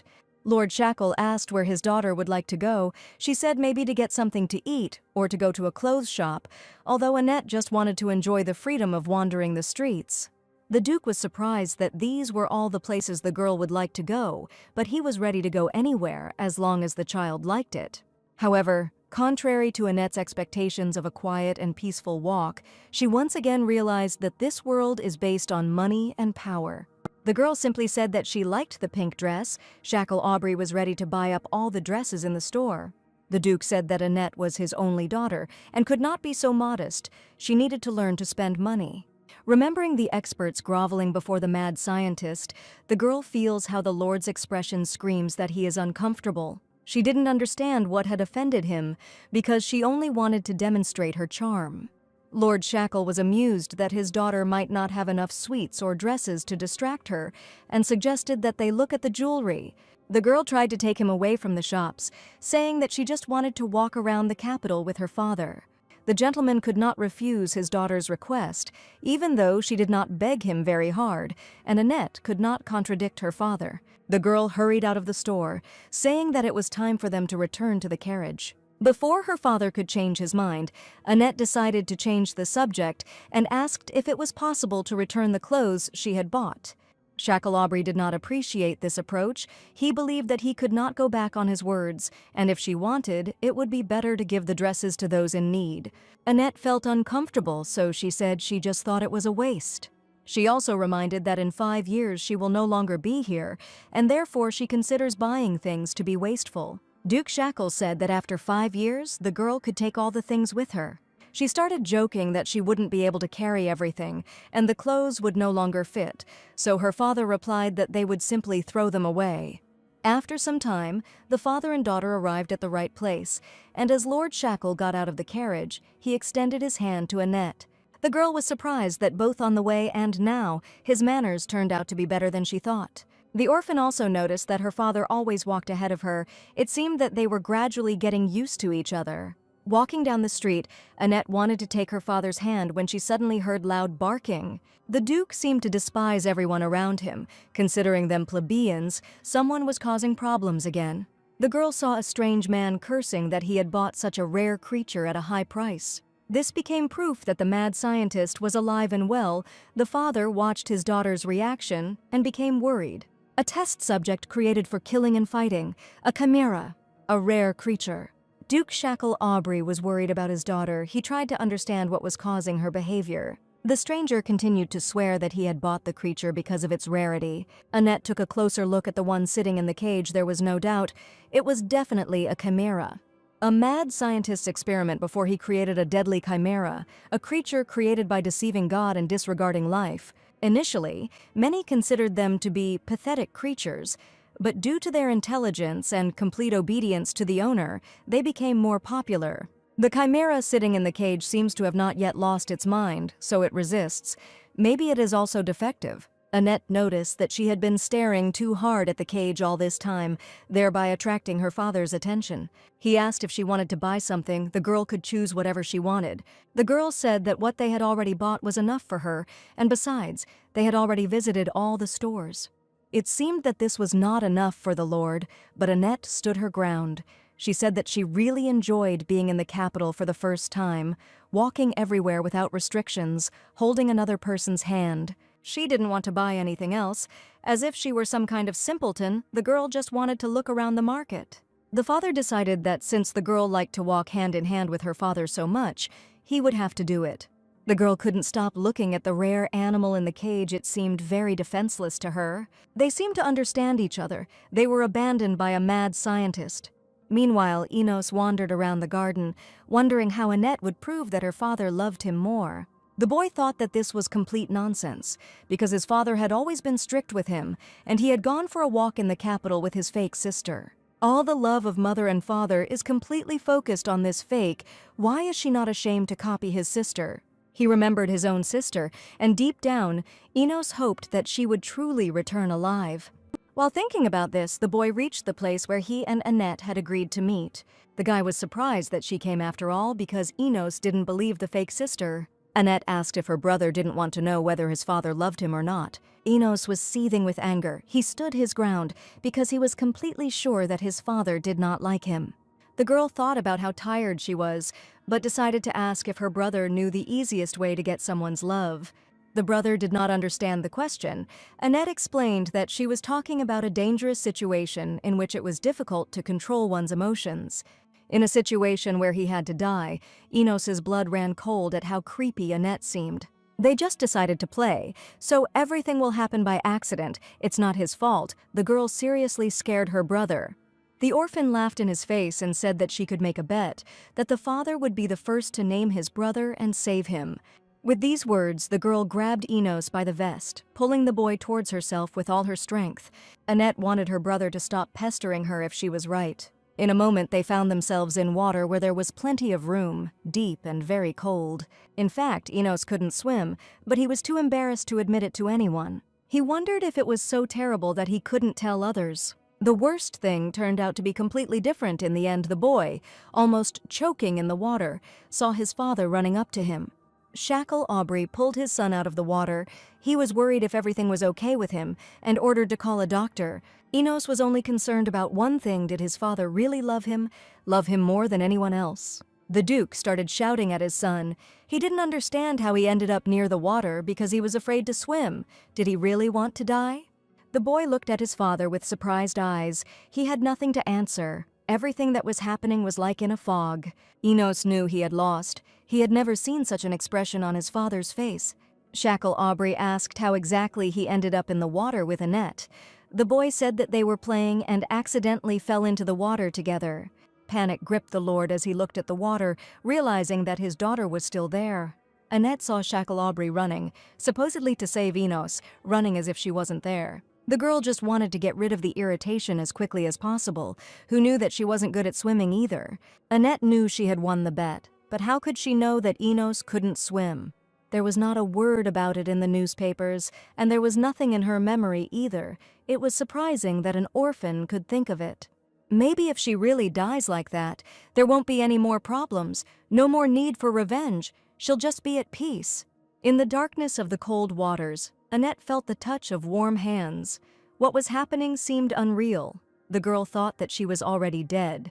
In a split second from death, the girl had a chance to live. Her father saved her. He was ready to sacrifice himself for his daughter. The man screamed in panic, trying to bring the girl to her senses. She was shocked.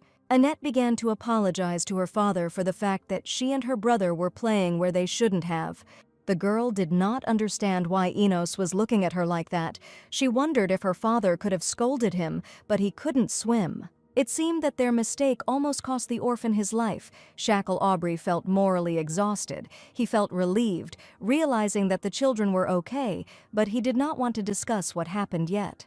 Father went to get a doctor for Enos and Annette and sent them home so they could take a warm bath. After the water procedures, the girl changed into dry clothes and went to lie in bed when suddenly the maids came into her room.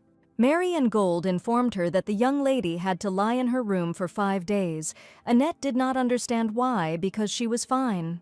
It seems the girl has completely forgotten how important a person she is in this house, being the heiress of the Duke. Just as Annette was coming to terms with this news, she suddenly found out that she had to spend the entire 5 days with her brother. The girl thought that this was a good idea, she could get used to it, think of it as a truce, but it was a mistake. Duke Aubrey kept a close eye on his daughter. He didn't let her go for 3 whole days. It seemed as if the girl was in prison. Food, changing clothes, games, studying. Annette was being coddled as if she were 3 years old. Her nerves were already giving way. She didn't know how far it would all go. And the worst thing of all was the strange relationship with her brother. The girl did not understand why he looked at her like that. Enos insisted on his own, trying to prove that he was not watching his sister at all, that he was not interested in spending time with her. But, to tell the truth, both father and brother kept their eyes on the little lady, even during the meal. Annette said that she was already better, but the Duke did not listen to his daughter and asked if she needed a doctor. But if this continued, the girl would become glued to the chair. Suddenly, the father said that the girl now looked healthier. He decided to return to work and asked Annette not to leave her room. The girl didn't want her father to visit her, but that was a small relief. Enos decided to ask his sister what she was thinking about that day. They did not argue about such a risk to life, but the orphan thought that he was complaining for no reason. Annette apologized, perhaps not very sincerely, but she had a well-thought-out plan. Her brother was not in danger. The guy continued to be indignant. Because his sister almost died, she admitted that she made a mistake. But Enos did not understand why she climbed into the water, not knowing how to swim. The girl said that she just wanted to be away from her brother, but the little gentleman did not appreciate that answer. The boy seemed genuinely worried about his new sister, his voice trembling as he said that Annette almost died because of that little thing. Unexpectedly for the girl, she saw how her cocky, harmful brother began to cry from worry. Moreover, he was worried about the one whom he almost hated. This fact could not help but flatter Annette. She felt joy because she was able to bring Enos to such tender feelings. The guy felt awkward, started making excuses and wiping away his tears as if he hadn't cried at all. The girl said that her father had shown love for his son, which Enos could not help but agree with. But still, this was not enough for the brother, because Shackle Aubrey immediately dove for his daughter after saving the life of the heir. Annette joked that it only happened because the Duke couldn't allow anyone to drown in the garden of his estate. Enos did not agree with this point of view. He told his sister that he had never seen his father run so desperately. Apparently this means only one thing: Duke Aubrey cares about the orphan who became his daughter. In any case, Enos decided to officially declare Annette his little sister, apologizing for calling her a fake. The girl refused. She didn't want to bother her brother anymore, but the boy was all like his father. He said that he understood her because it was an honor to have the best brother in the world. Annette thought that this was not necessary, but since Enos wanted it that way, she did not mind. It was time for the meal. The dining room, as always, was sparkling with cleanliness. The table was set in the best traditions of an aristocratic family. At lunch, Rosanna said that she knew about the situation with the children, so now she wanted to know how they were feeling. The brother and sister fully recovered, so they made their mother happy by saying that they were okay. Rosanna felt relieved and wished the whole family bon appetit. Annette was very happy to eat at a table again, and not in her room. The salads and soup were incredibly tasty, and the girl decided that it was time to stop. She put down her cutlery and pushed her plate away from herself, without finishing the delicacies prepared for dinner. Mom began to worry about why the girl ate so little. Maybe she was still sick, or maybe the food didn't seem tasty to her. Annette replied that everything was, of course, very tasty. It's just that when she eats her fill, she becomes slow as a snail, and you can't be like that in the shelter, because you have to work right after eating. The whole family froze in horror. The aristocrats of the Aubrey family did not understand what their little heiress was talking about. It seemed the girl had started talking nonsense. The orphan managed to get out of the situation by saying that now that she was at home with her mom and dad, she could eat as much as she wanted. In order not to upset her mother, the girl ate a whole 1.5 portions. Annette wanted to go for a walk, find out about that chimera, but she ate too much. The girl wanted to go to the capital on her own, so she decided to ask the maids Mary and Gold for permission, and they, in turn, decided to get her ready for the trip. Annette did not expect to be allowed to go alone without the Duke's permission, so she quickly went to the carriage. Having reached the capital quite quickly, the young lady asked the servants to wait for her while she went to a store. She refused to be accompanied by Mary and Gold because they would be able to see her through the window. The twins agreed and asked Milady to return quickly. The girl went to the place where she last saw the chimera, which was weakened due to poor care. The place was not very pleasant, despite the fact that it was the capital. Now Annette understood why Mary and Gold did not want to let her here alone. An unknown man greeted the young lady, asking what she would like. The girl began to look around, searching for the poor animal. She found a cage with a weakened chimera. The merchant appreciated the choice of the little lady and began to tell about how they had recently brought a rare animal, which he had already begun to train.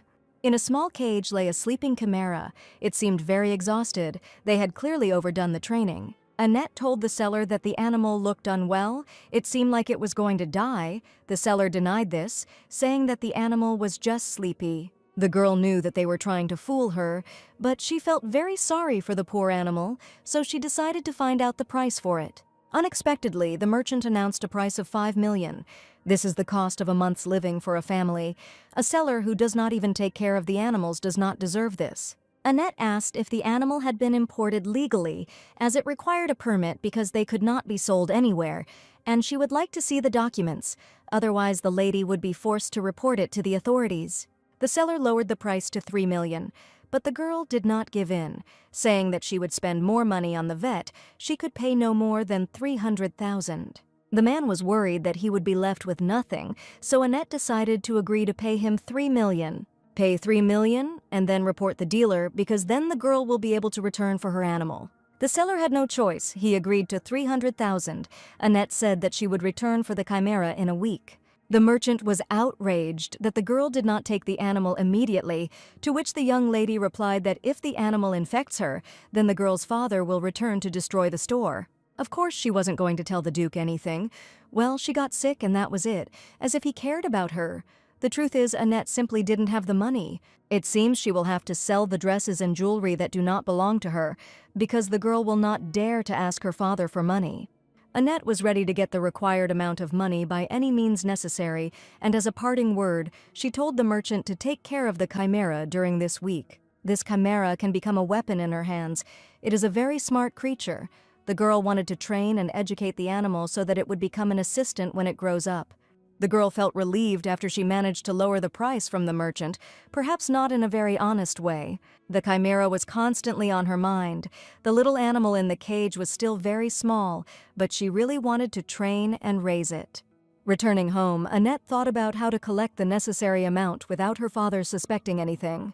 After a recent trip, one of the maids was talking to Duke Aubrey in his study. According to her, as soon as lunch was over, she went out to look at the animal.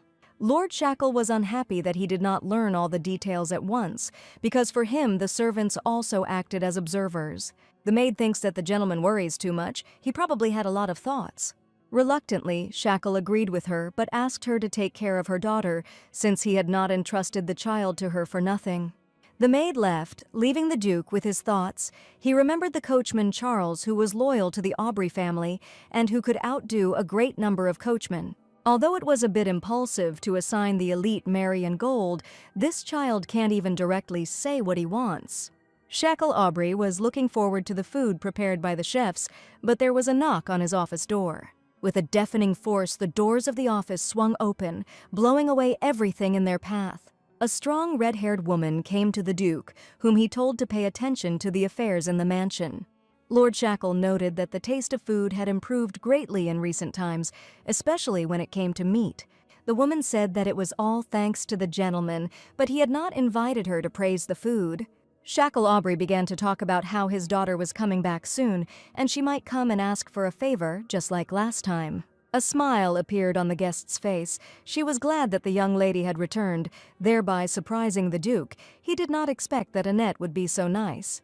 Lord Aubrey remembered the dish, which was not very heavy, thinking that it had been prepared by the invited servant, but she had not prepared anything because she was asleep at the time. The Duke was perplexed.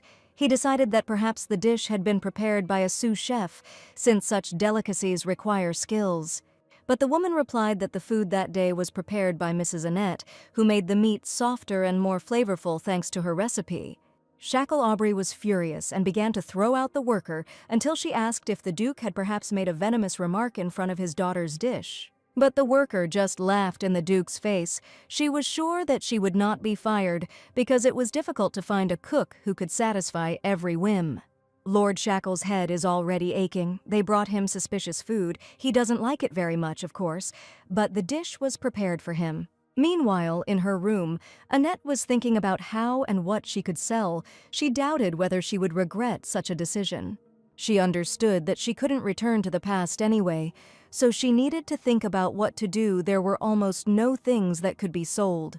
A few days ago, the young lady washed herself with good soap, and her hair began to shine.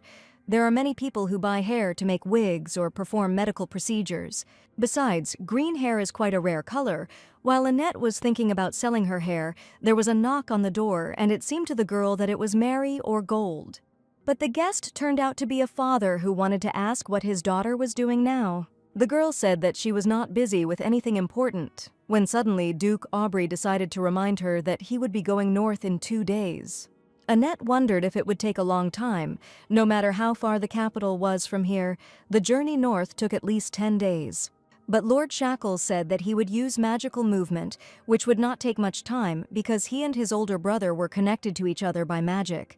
The gentleman also clarified that Annette would go with him, and she needed to prepare well. There would be another boy who was 2 years older than her, the son of her older brother. The girl wondered if the main character of this world was really a man.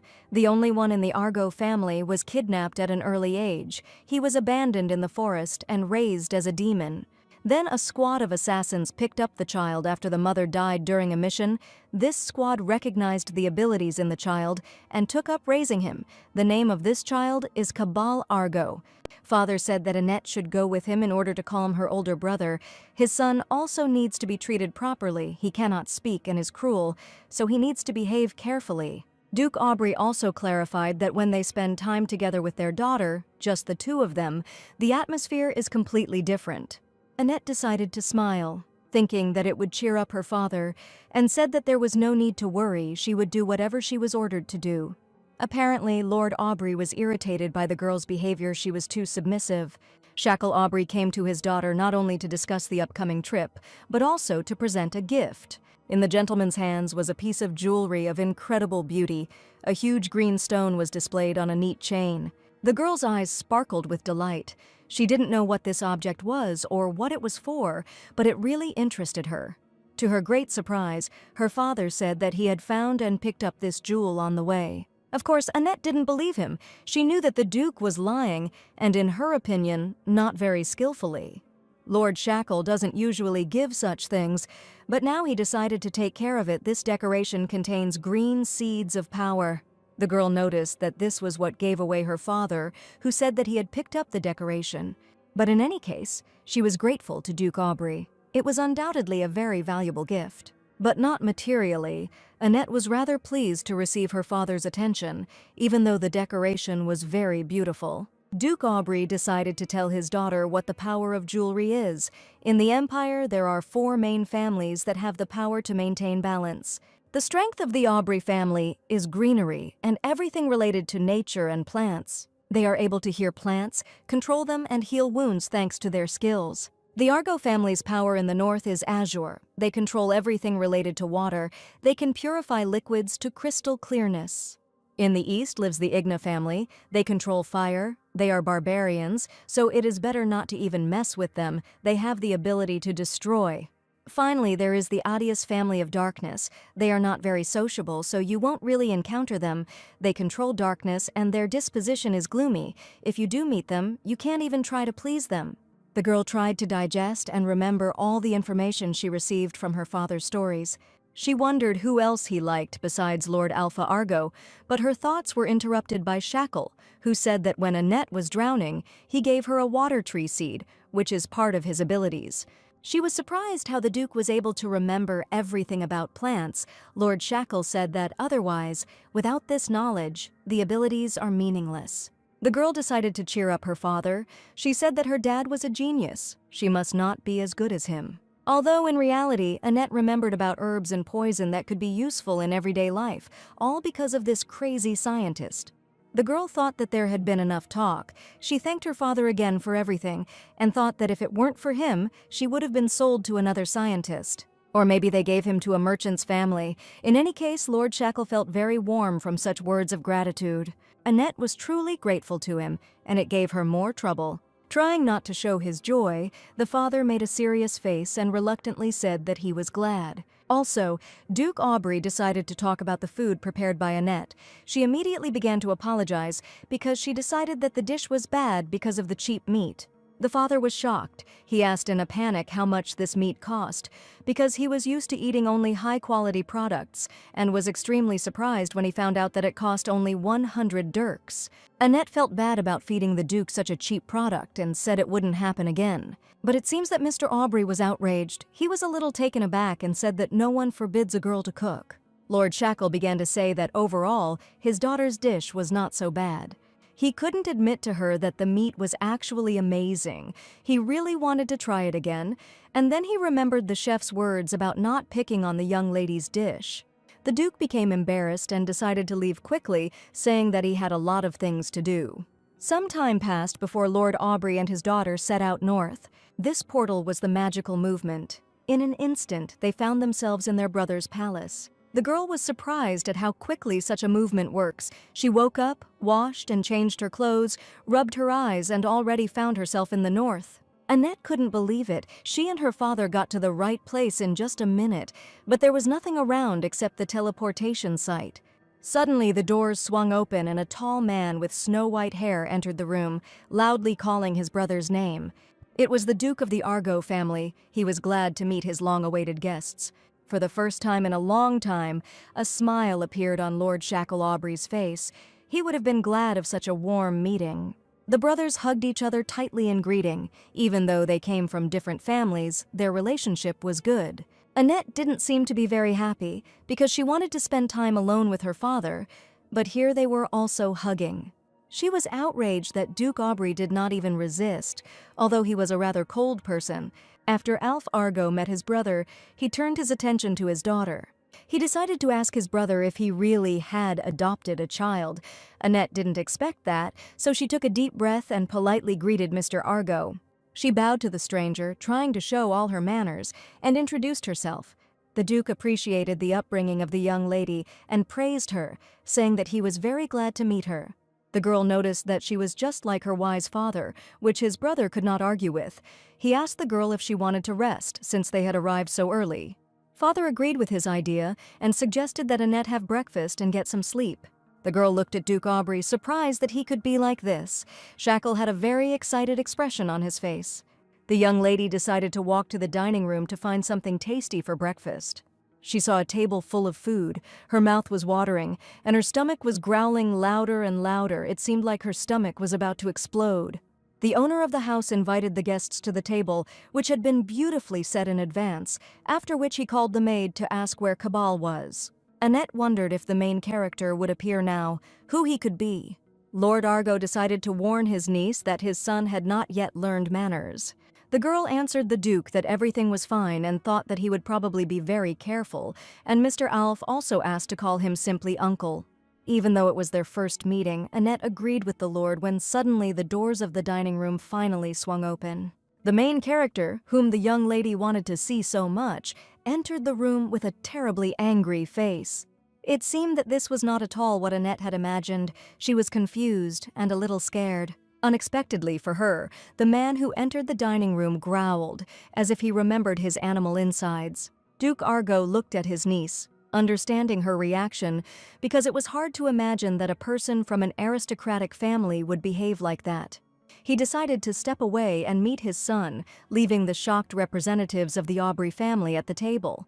Lord Shackle told his daughter that the heir of the Argo family grew up among animals, so he cannot speak.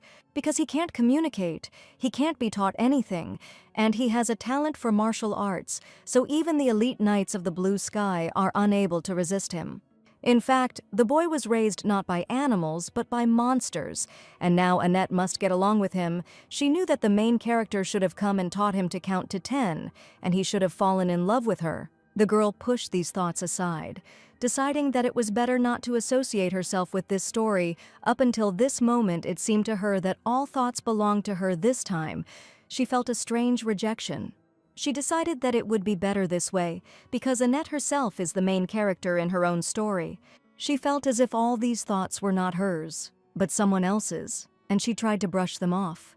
Shackle Aubrey took his daughter's hand and asked if everything was okay. Maybe something was hurting her. Annette said that everything was fine. She was just a little dizzy. She couldn't tell him the truth. Otherwise, everyone would think that the girl had gone crazy. The young lady felt like she was really doing something wrong. If all the memories were transferred to her at once, she simply wouldn't be able to bear it. That's why Annette decided to use the technique she loved in the novel, which was about some notes from that strange book. The girl understood that she was standing on the basis of her supposed memories, and that both her knowledge and her thoughts were known. The tone sent shivers down her spine. It would have been better if the voice in her head had been robotic. What kind of voices these were, Annette didn't understand. It was only getting worse. The girl wondered if she would really live her short years with this. At this time, the growling in the dining room became louder. The Duke and his daughter watched as Lord Argo dragged his little ill-mannered son. The boy screamed, growled, and tried to escape from his father's hands. It was obvious to the naked eye that he had not been taught any manners. Duke Aubrey said he was glad to see the young gentleman in good condition, greatly surprising Annette. It's quite surprising that they brought him to the table like this. I wonder what they want to achieve by treating him like this. They are trying to subjugate a child who lived among monsters, orders, and ruled by force.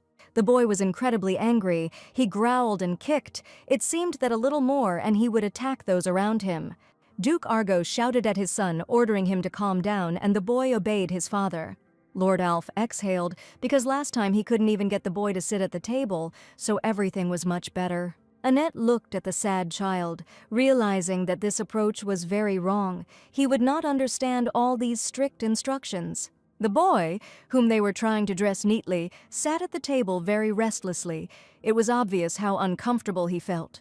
The young lady decided that she shouldn't treat him the way adults did, and she got up from the table. She approached the heir of Argo, took him by the hand, and suggested that they eat somewhere else.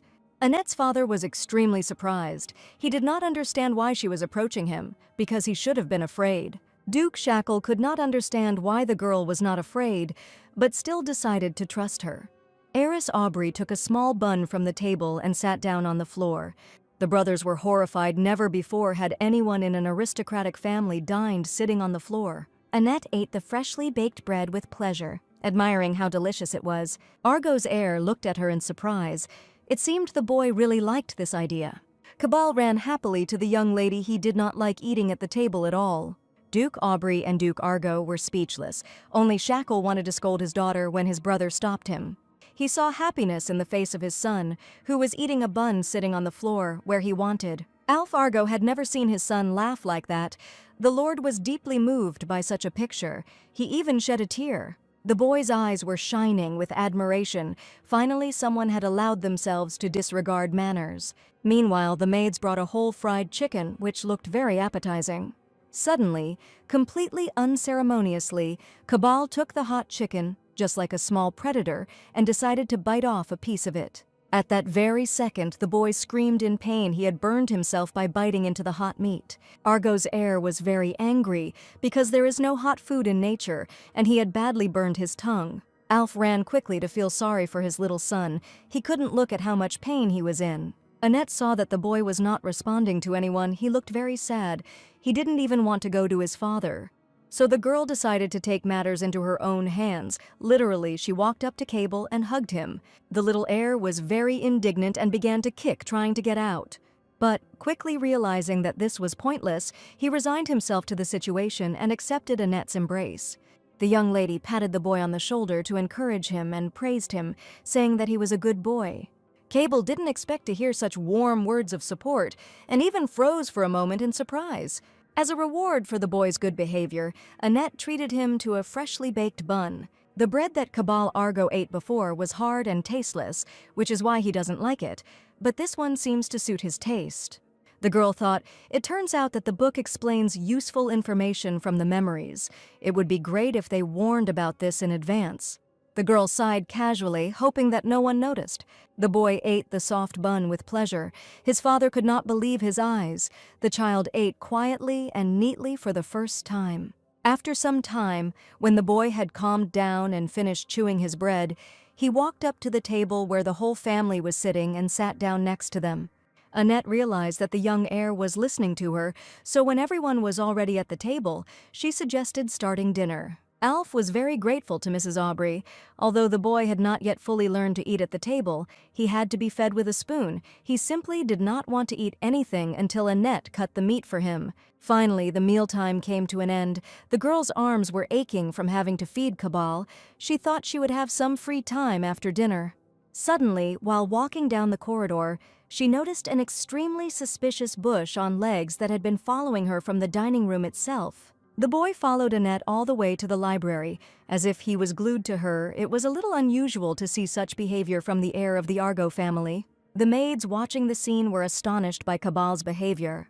Mrs. Aubrey was tired of playing hide-and-seek, and since the boy had become attached to her, she decided to call him. The young heir was a little upset that he had been exposed, but still decided to approach Annette. She extended her hand to him, even though the heir did not show any emotions. Everything was obvious. When the girl suddenly heard a signal that attracted attention, sounding like a dararan, Cabal Argo was trained not to show emotions. Usually he has a calm face. Annette didn't understand what this dararan was and what it could mean. Could the owner really be right and everything was exactly like that? Maybe it was because she asked to be warned, but she was distracted from her thoughts by Cabal taking the girl by the hand. The boy's hands were quite warm. Annette thought that she could no longer even perceive him as a child. When she reached the library, the girl thought that it would be great if she could do something with the ancient language. Even though her life was limited, it didn't mean she had to give it up. If she could hold out long enough, she could secure the support of the Aubrey family for the rest of her days, when suddenly, once again, Annette's thoughts were distracted by some annoying dararan signal. The Aubrey family is on the verge of extinction, and Roseanne's death will mark the beginning of a series of misfortunes. Yes, the Duchess is dying. That arrogant shackle Aubrey will soon die too. Annette continued reading, distracted by her thoughts, as if they were louder than her own voice. And even Enos Aubrey will end up on the street, and the heroine of this world will come first. Annette's head was already spinning from the endless stream of memories from her past life. She tried to remember who this heroine of the world was, and she remembered that her name was Shekinah Aubrey. It's very sweet that they adopted the lost daughter like that. She quickly seized power in the duchy. Even Duke Aubrey's actions are surprising, but he is just a hopelessly loving father. Suddenly some notes come to mind, so here is the name of the child who was originally supposed to be adopted instead of Annette. This child would have led to irreversible consequences, to the disappearance of the Aubrey family. The girl wondered why she was paying so much attention to this. They weren't her real family anyway. There was no need to be upset about this. Annette didn't find what she was looking for in the library, so she suggested that Cabal go further. The boy was glad of this offer, because he was not at all interested in reading. But while he was running from the library, he accidentally hit a large bookcase with his hand. At that very moment, the cabinet began to fall with a loud creak right onto Argo's little heir. Annette was scared. She couldn't let Cabal get hurt. She had to think of something. A moment before the wardrobe fell, the girl screamed, calling the young heir to her. And now, next to the fallen cabinet, the boys were lying covered with books. Both of them were scared. Annette breathed a sigh of relief. The boy was okay, but she herself had twisted her ankle a little. The loud noise brought the parents and palace servants running. Alf Argo was excited and ran quickly to his son. He began to examine him, asking if everything was okay, if he was hurt. Annette was glad to see her father's concern for his son, and it was good that Cabal was not hurt. Suddenly, she heard a familiar voice calling her name. Lord Aubrey was standing in front of her. He wanted to know if his daughter was hurt. But before the Duke could speak, the girl replied that, fortunately, Cabal was fine and seemed to be completely uninjured. She began to apologize for bringing him into the library without permission. She should have kept a closer eye on him when suddenly her father stopped her. Annette decided that he was very angry. She did not understand what else she had done wrong. Shackle Aubrey looked rather dejected. She decided to clarify that everything was okay with her, said that everything happened because of her stupid mistake. It would be enough to rest for a day. The girl saw how tightly Duke Argo hugged his beloved son. He was worried about his well-being. Annette noticed the expression on Lord Shackle's face, almost with tears in his eyes. He asked his daughter if she really thought he needed an apology. She froze, not knowing what to say to her father. She did not expect this from the rude Duke Aubrey. The gentleman picked up the girl in his arms to carry her to the room. She was stubborn and wanted to go on her own so as not to cause inconvenience. Annette didn't think the Lord would hug her. Duke Aubrey hates dirt. He asked if his daughter's leg hurt. She replied that if you get used to it, the pain subsides. Shackle Aubrey disagreed with this. He was sure that Annette simply wanted to believe it, because habit does not reduce pain, but only makes one resign oneself to it. A person simply learns to be patient. The girl was interested in how he knew this. Her father said that she needs to learn to ask for help, especially if it hurts. He asked what if the only daughter of Duke Aubrey was completely incapable of asking for anything, to which Annette replied that if asked she would do anything, she could be a noble lady, or she could be mischievous. Shackle Aubrey didn't like his daughter's submissiveness, so he told her that she should now be a troublemaker and throw tantrums. Annette couldn't believe how she had to play such a role when everyone around her said she was a wonderful genius. The gentleman said that people change with age, so there should be no questions. But the girl continued that if her character suddenly changed, she would seem even crazier. She noticed that the Duke's preferences had suddenly changed. He said that despite what others thought, one should not be shy about asking for something. As he carried Annette to the room, she said she wasn't asking for anything because she didn't need anything, but Shackle said she should think about it some more. The girl thought that she had already been helped. She does not think that there is any more reason to keep her. The father said that his daughter didn't understand anything. The treatment wasn't enough. It would be unpleasant if it happened again, so she needed to be more careful. Annette seemed to understand the Duke, or pretended to. In any case, it was a cure for all ills. The healing abilities of the head of the house are so great that they can instantly revive a person who is on the verge of death, regardless of external and internal injuries. The girl was very surprised to hear this, and also admitted her mistake in shouting out warnings. The Force cannot prevent natural diseases, but it can heal dead skin and even prolong life. If it were truly a cure for all ills, it would be easier. Annette thought that she might not be able to hold her in her arms anymore, but she realized that her father was truly worried about his daughter. He asked the girl to be more careful next time, to which she, of course, agreed. Shackle Aubrey lowered the girl to the ground after using his healing powers on her. To Annette's surprise, her leg didn't hurt at all. It was hard to believe that this was possible. Duke Aubrey stood aside, not very pleased with his face. He said that he hated to treat. Even if someone were to die before his eyes, he would not help most of them, because he is not that merciful. And the 1% he would have helped, Shackle would have saved due to unforeseen circumstances, and Annette was among them. She asked her father, who gently stroked her cheek, if it was out of personal interest. Lord Aubrey said that whether it was half of 1%, a 5-year contract, or a treaty, whatever it was not that simple. The main thing is, don't be shy about asking for what you want, because her father is an ideal man with money, honor, and beauty. Annette thought that these words ruined the whole moment, but she still didn't need anything. Shackle Aubrey said that in that case, something needs to be thought of, but the girl thinks that it is stupid. She sighed loudly, causing her father to ask if her leg hurt, but Annette replied that thanks to the Duke, all the pain was gone. A 5-year contract or agreement, whatever it wasn't that simple. These words made the girl want to behave much better. There is a researcher who has invented a cure for the disease the Duchess suffers from. First, we must find him. The hard day was finally over. Annette went to bed until she was woken up by the bright sun. She was glad that she decided to stay another day. Thanks to this, she has a great opportunity. The girl decided to change into clothes for going out. A chance to meet a mad scientist. If you tell the Duke about it, she will probably want to go with her. It is better to get up early and leave quietly, leaving a note on the bed. Just in time, a harnessed carriage was standing near the palace. The coachman met the girl and asked where she needed to go. Annette asked to take her to the Calf region. The carriage was knocking loudly. Apparently, the roads of the north were different from the roads of the capital. At last they arrived, and the man helped the little heiress out of the high carriage. Having wished the girl a good meeting, the coachman drove away. Annette felt a little awkward because she was being treated like a child.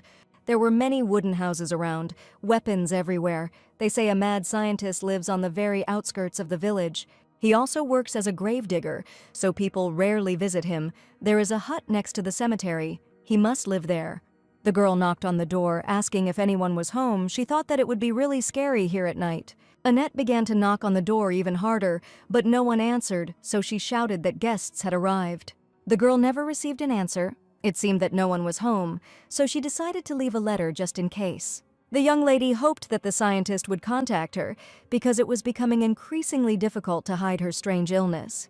Looking again at the old wooden house, Annette realized that it was time to return home. Already at the palace, the girl was met by Shackle Aubrey, who was clearly angry when he saw that his daughter was not there. The girl said that she was just going for a walk. She wasn't fooling around or doing anything dangerous.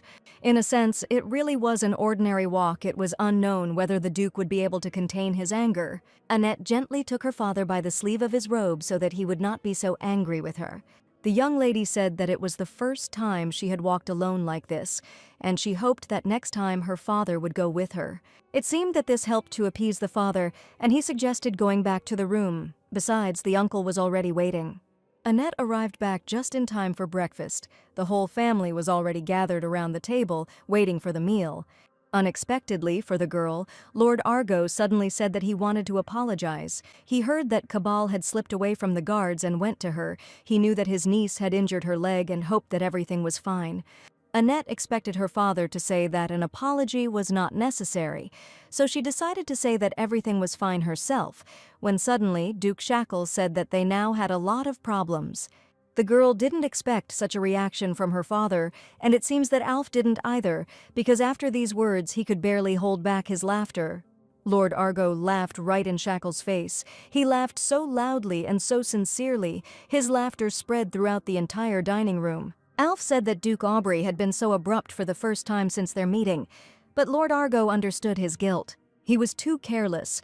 Cabal has such exceptional skills that even the knights of the Argon family have a hard time dealing with him.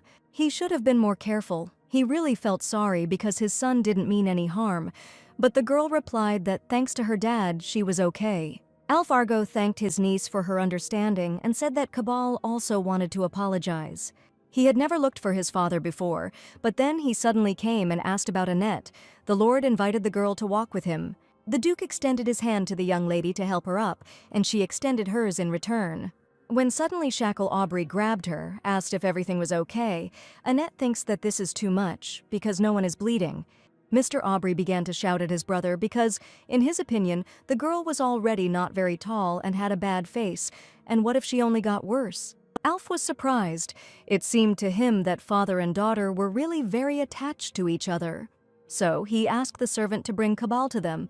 A few minutes later, the boy stood in the doorway of the room, carefully looking into the dining room. Annette greeted him and called him to come over. The boy walked towards her very hesitantly. The boy wondered whether he should apologize because it was an accident. He didn't want to hurt her. Suddenly, he presented Annette with a beautiful blue flower, greatly surprising the girl. Alf Argo explained that this flower only blooms for those who have the blood of the Duke of Argo's family.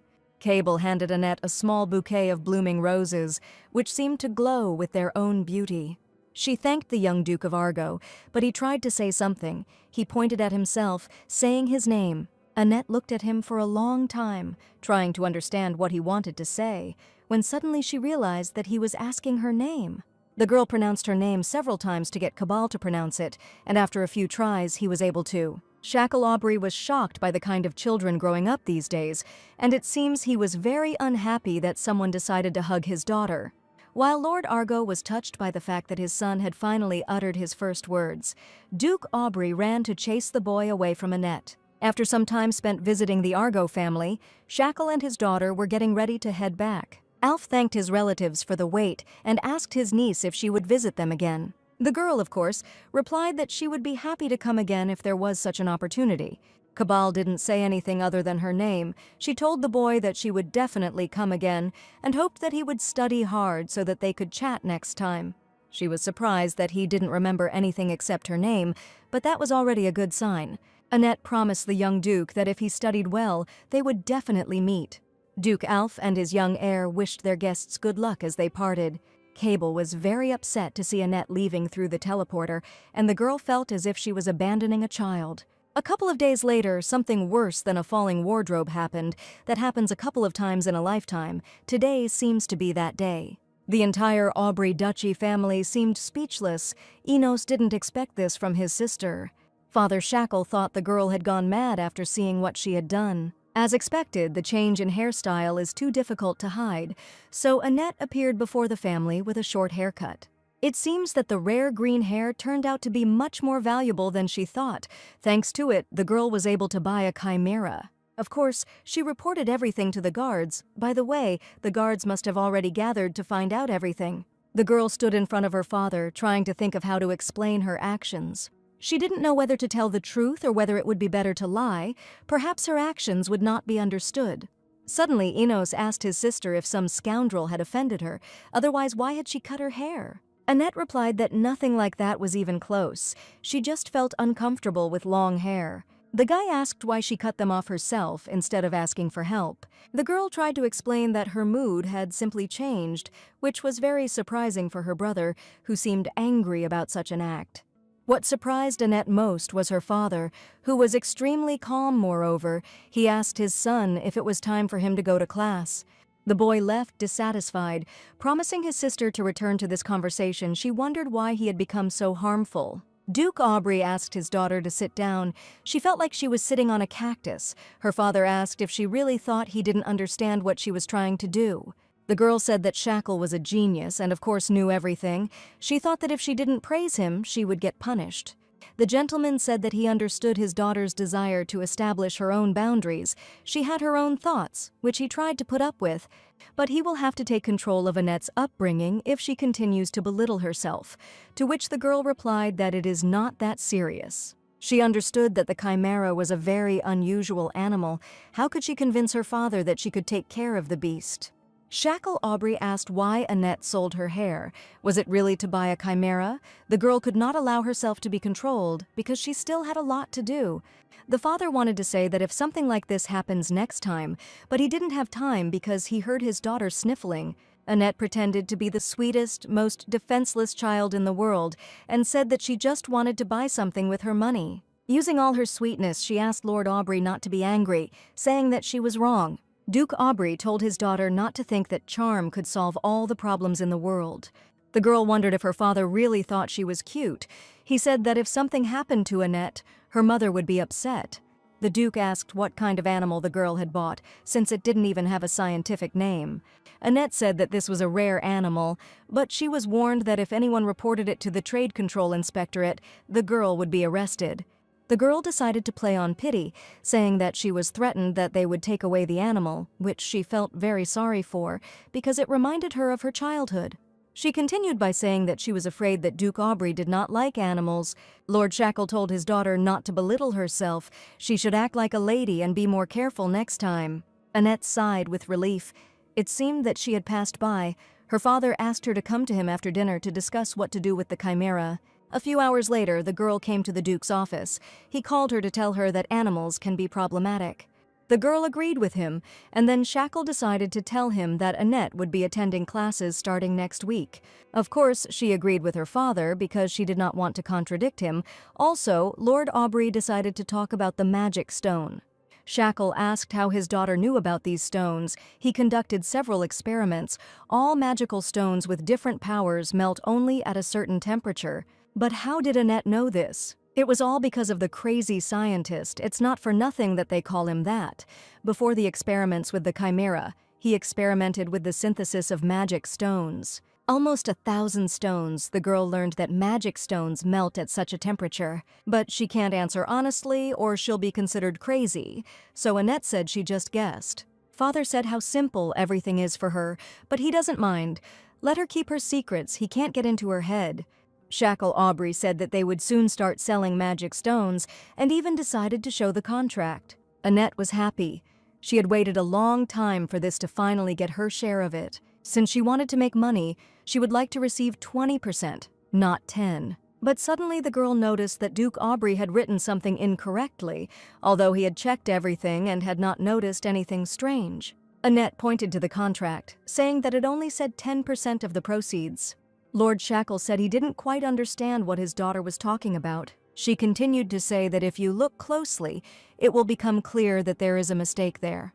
Father asked if Annette really wanted him to add another 0 to her percentage of the income. The girl's eyes lit up at this suggestion definitely. Another 0 needed to be added. At the same time, Annette wondered whether this would be a waste of time or whether it would be a huge success. The father did not understand why his daughter was worried. She began to say that the Duke would regret it. But Shackle replied that since the heiress did not want to accept what he gave her, he had no choice but to give her everything she earned. Annette couldn't understand whether her father regretted this decision. This man practically monopolized most of the Imperial trade. The girl suggested to Lord Aubrey to review their contract to discuss all the details. The young lady told her father that if anything happened to her, she would betray her exclusive distribution rights to the Duke's house. Shackle asked again what it meant if something happened to her, to which Annette replied that you never knew what might happen, so just in case, that was the contract that would be signed. She knew that if they couldn't develop a cure for the Duchess, they would both die. Whether it was successful or not, Annette would definitely die. That is why the heiress asked the Duke to include such a clause to ensure themselves, even though he believed that they would not need it. She thanked her father for agreeing to such conditions, and he promised to do his part well. To the surprise of the girl, Shackle Aubrey said that looking at her, he felt as if his daughter had truly come back to life. At least that's what he thought. If she had grown up in safety, maybe she would have been like Annette. The girl did not know how best to react to such words, because she did not understand what the Duke was feeling now. The lady replied that fortunately, this meant that she was doing a good job of being a daughter. Lord Aubrey agreed to this and invited Annette to have a snack of the refreshments he had bought for her. The girl remembered that she had a lot of things to do and decided that she would eat something tasty later. She said goodbye to her father and ran out of his office in a hurry, leaving him in his office to wonder. As Annette left the office, she thought about what she had just said. Would anyone really believe that she had a lot of things to do? She thought about how stupid she had been. She must not forget that she had only been accepted for the contract. At some point, she had actually started to believe that they were a real family. Well, the girl decided that it would be better to think that for Shackle Aubrey, she was just a girl playing the role of his daughter, when suddenly someone meowed behind her. It was a rather tame and affectionate chimera. Annette called her to her and took her in her arms. Hugging the little animal, the girl thought that there was no need to be sad without a reason. Everything was as it should be. She was not a real daughter, but just someone who did her job well. Everything goes according to plan. When the synthetic mana stones are discovered, she will receive an invitation. The most influential scientist of the Empire will be recognized as the Scientist of the Year, and the association invites others, the Imperial Association of Scientists. This is done in order to share knowledge with them. It is called a conference, although in fact it is a ball. Annette remembers how in the fall some crazy guy with synthetic mana stones was chosen for the title of Scientist of the Year. In 2 weeks, the mad scientist will probably complete his development. Even though the autumn banquet is in 2 months, the girl will present her development in 2 weeks, to watch as time passes before their eyes. Suddenly she realized that the animal had no name, and Annette hoped that even if she left, the chimera would live well. The girl decided to give the animal a name so that she could go any way with ease, and therefore named the chimera Chess. The little animal seemed to appreciate the chosen nickname and meowed contentedly in its owner's face. Annette remembered the story that chimeras had some kind of mysterious power, and she was interested to know if this was true. While she and Chess were standing in the hallway thinking about everything in the world, a familiar voice sounded behind the girl. It was Enos. He ran up to his sister to invite her to eat some goodies with him, but Annette said that she had already eaten. The brother insisted that the girl needed to eat. Someone accidentally said that he did not need cookies from the best bakery in the capital and asked Enos to throw them away, but he decided that it would be a waste of money, so he brought them into the house. Annette did not understand what the point of such a long-winded excuse was. Since her brother does not eat sweets, the girl said that she liked warm milk with lots of honey, hoping that no one would think that she was sick. Enos happily decided to prepare such a drink for his sister. He asked his sister to come to his room in a few minutes. She agreed, but she thought to herself, is she going crazy? Because such an act seems sweet to her. As soon as her brother left, Annette thought she should have said that she bought the cookies simply because she wanted to eat together. It seems that the girl really loved this family. Hearing such things makes her feel happy. Moreover, she cannot just stand aside. Annette must find someone who can figure out the medicine for the Duchess. The young lady decided to find them, no matter how long it would take. The girl thought about asking Shackle Aubrey for help, but there was no guarantee that he would help her. If he suddenly decides to ask how Annette knows this or that thing, she won't be able to answer. Should she tell the person developing the drug that she wants it taken? The girl thought that it would be enough for her to tell Aubrey's family that they had helped her before. She looked at her watch and realized that it was time to go to her brother. Annette decided to carefully open the door to see if everything was ready, wondering how much longer she would have to wait.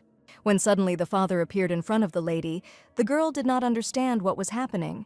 The Duke remembered his conversation with Pedro, who rated what the Duke wanted to say as a 5 out of 10, because for someone whom Lord Shackle had adopted to play the role of another person, it was unpleasant to hear such things.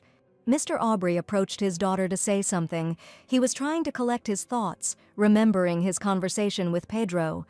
The butler believes that the words about the orphan being just a replacement for the real Annette are like salt in the wound Miss is trying to solve everything on her own, just like Duke Aubrey in his youth.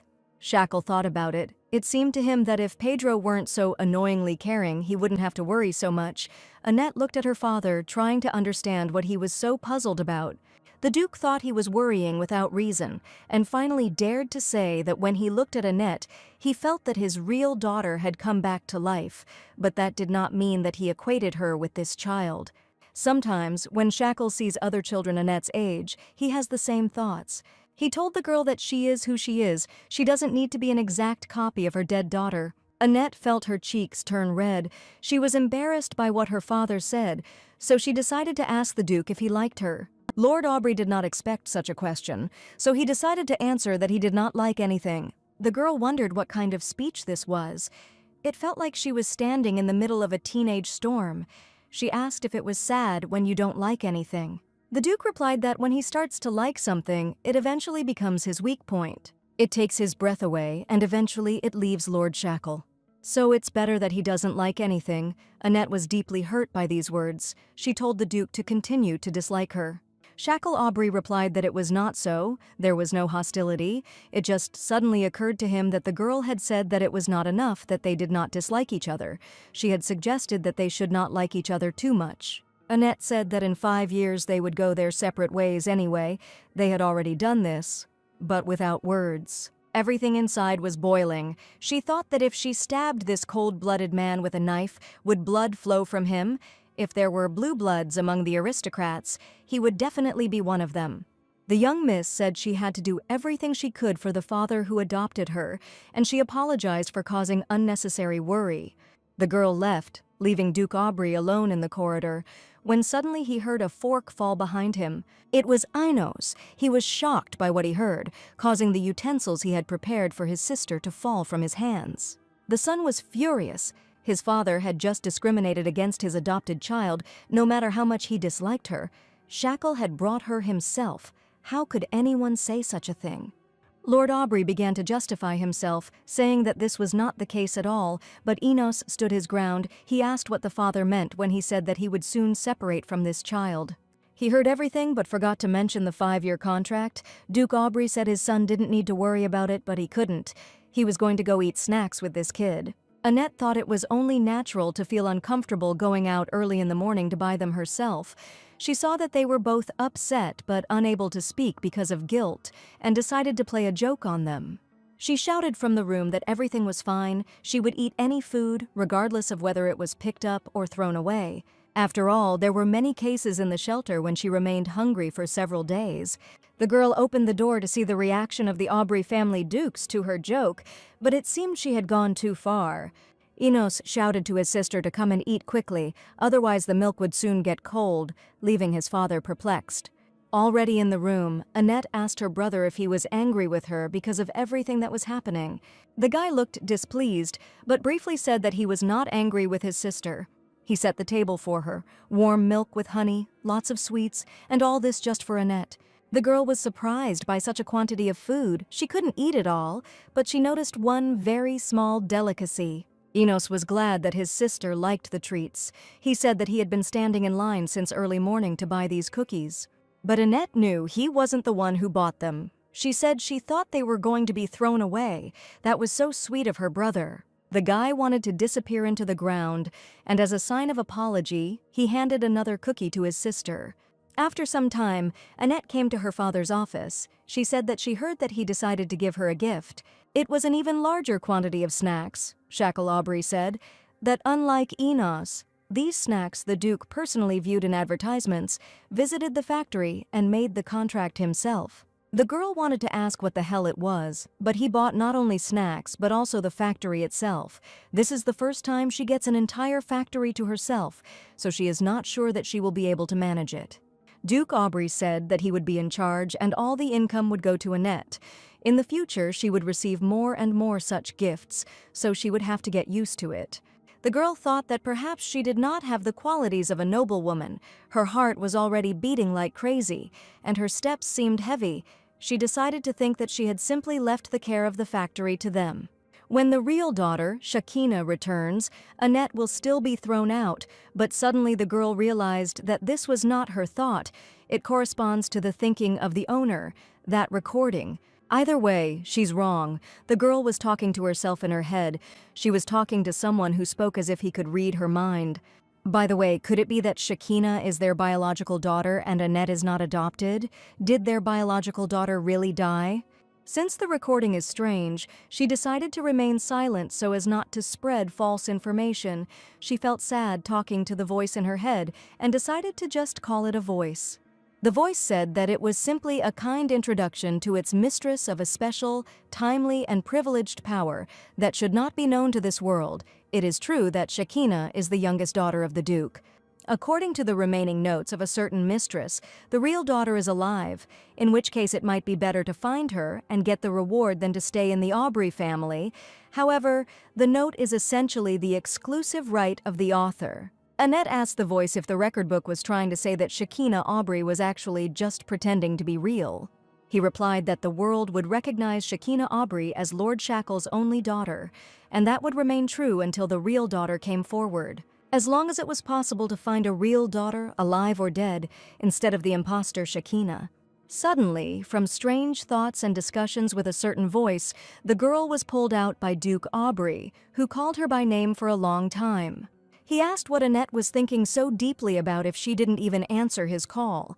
Did she really not believe that she would become a great person in the future? The girl did not hear anything at all while she was speaking with a voice, so she answered her father that she was not a noblewoman by birth. Shackle Aubrey said it didn't matter, since she was the Duke's only daughter, as the others had no daughters. Indeed, the other members of the duchy only had sons, so when they adopted Shakina Aubrey, the newspapers created quite a stir. It was as if it was just for her. The focus was on Shakina. It seemed like the world was created just for her. Lord Shackle said that the white season is about to begin. It is a meeting between the 4 dukes and the emperor where they exchange thoughts and ideas. The people in charge of the 4 powers must report to the emperor regularly. It is vital to discuss important issues in meetings before discussing them in the National Assembly, as dukes with special powers wield considerable influence. Annette asked where the name came from, and her father replied that the name was determined by the emperor, who lost at cards during their first meeting. The name is said to come from the fact that if you mix all the colors you end up with white. After losing 3 times in a row, he became furious, claiming it was cheating and threatening to punish everyone for insulting the ruling family. The girl was very surprised to learn that the same emperor said that it was a fraud, although it was not. But suddenly her father surprised her even more, saying that they were indeed cheating. In any case, unless there was an urgent call, the meeting was held regularly. It is held twice a year and lasts about 5 days, during which time you must stay in the palace and cannot return to your mansion.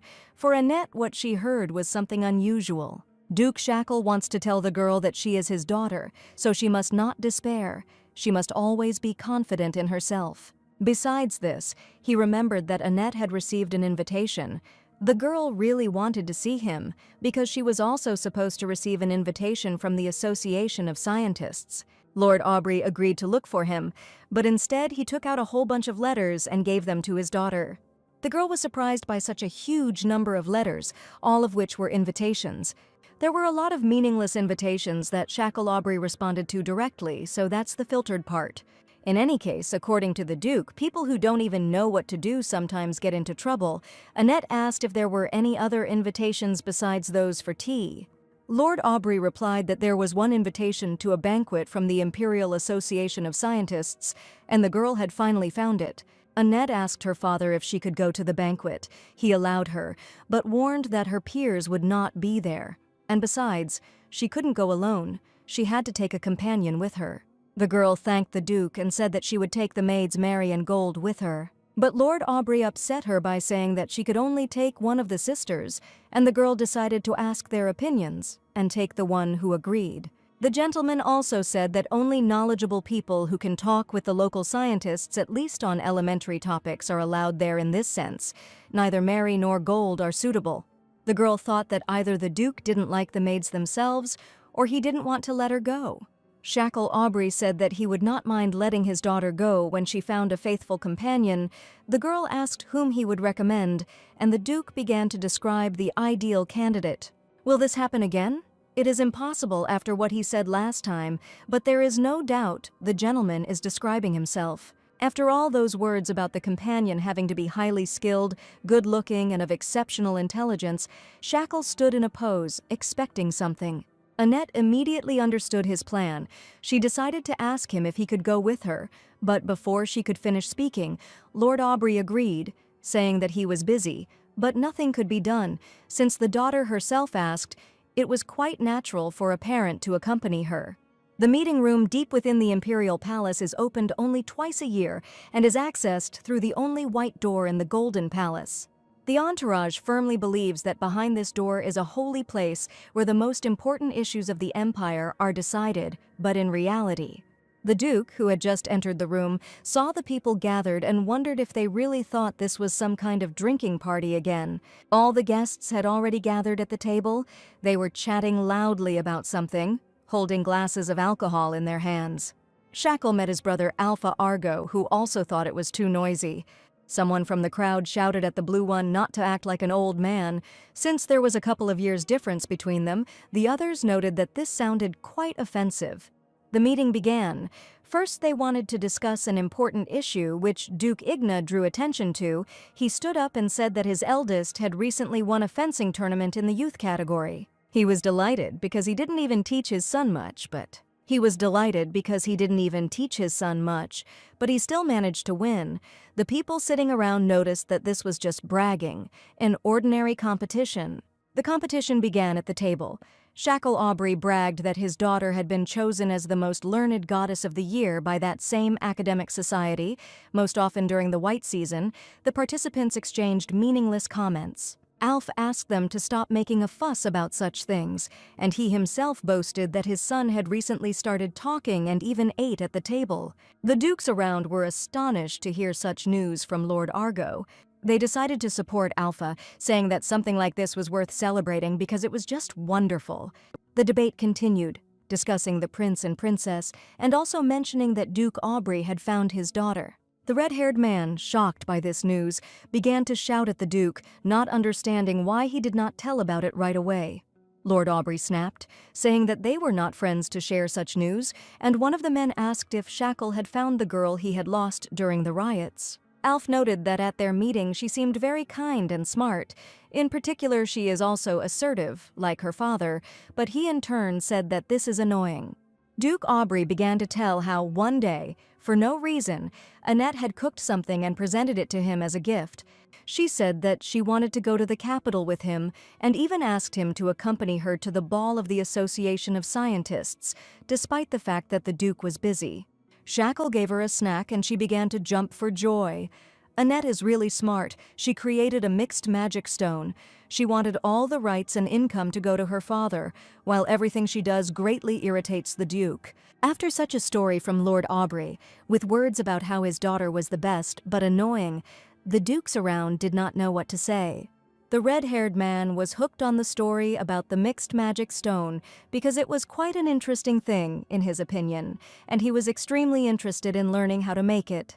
Shackle wasn't going to tell anything, and besides, all the rights were with his daughter. Let this man kneel, lower his head, and ask her to tell. Duke Aubrey stopped offering everyone something to eat before the meeting began, and after a while the first discussions began. Next on the agenda was monster extermination. The Argo family did this periodically. Alf said that he would take good care of it because the monster activity in the north was much higher. Next up is the plague. It seems they tried to use the purification skills in the temple, but it didn't work. Shackle suggested his older brother to take care of it. One gentleman said that although this was true, he could not leave all the work to the Duke, so he decided to use this letter himself. But the man in the black suit decided to propose a candidate who would be ideal for any role, to which the red-haired man reacted very violently, asking him to shut up.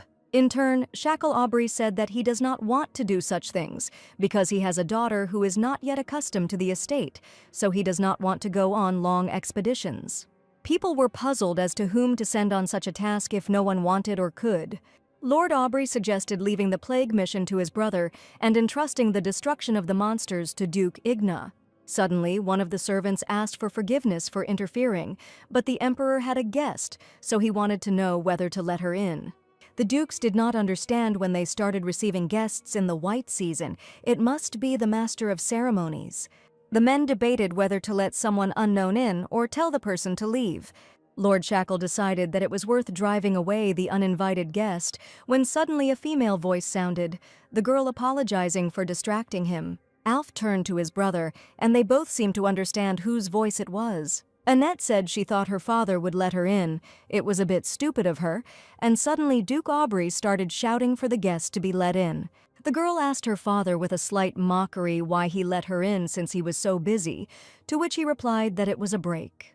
Duke Igna laughed out loud and told the others that it looked like this girl was Shakla's daughter. The man in black asked not to be so cruel. It seemed he felt sorry for the Duke for such an awkward situation. The red-haired man continued to laugh. He said that he even wanted to have fun, to which Alf Argo made comments. The men greeted little Miss Aubrey and asked why she was there.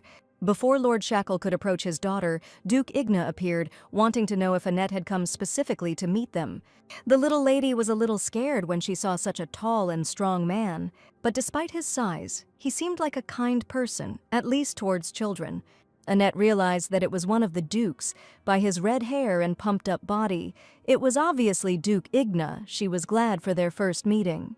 The man who seemed so serious and angry was amazed at how sweet Duke Aubrey's daughter turned out to be. He began to beg Shackle to give him the girl because he dreams of a daughter so much.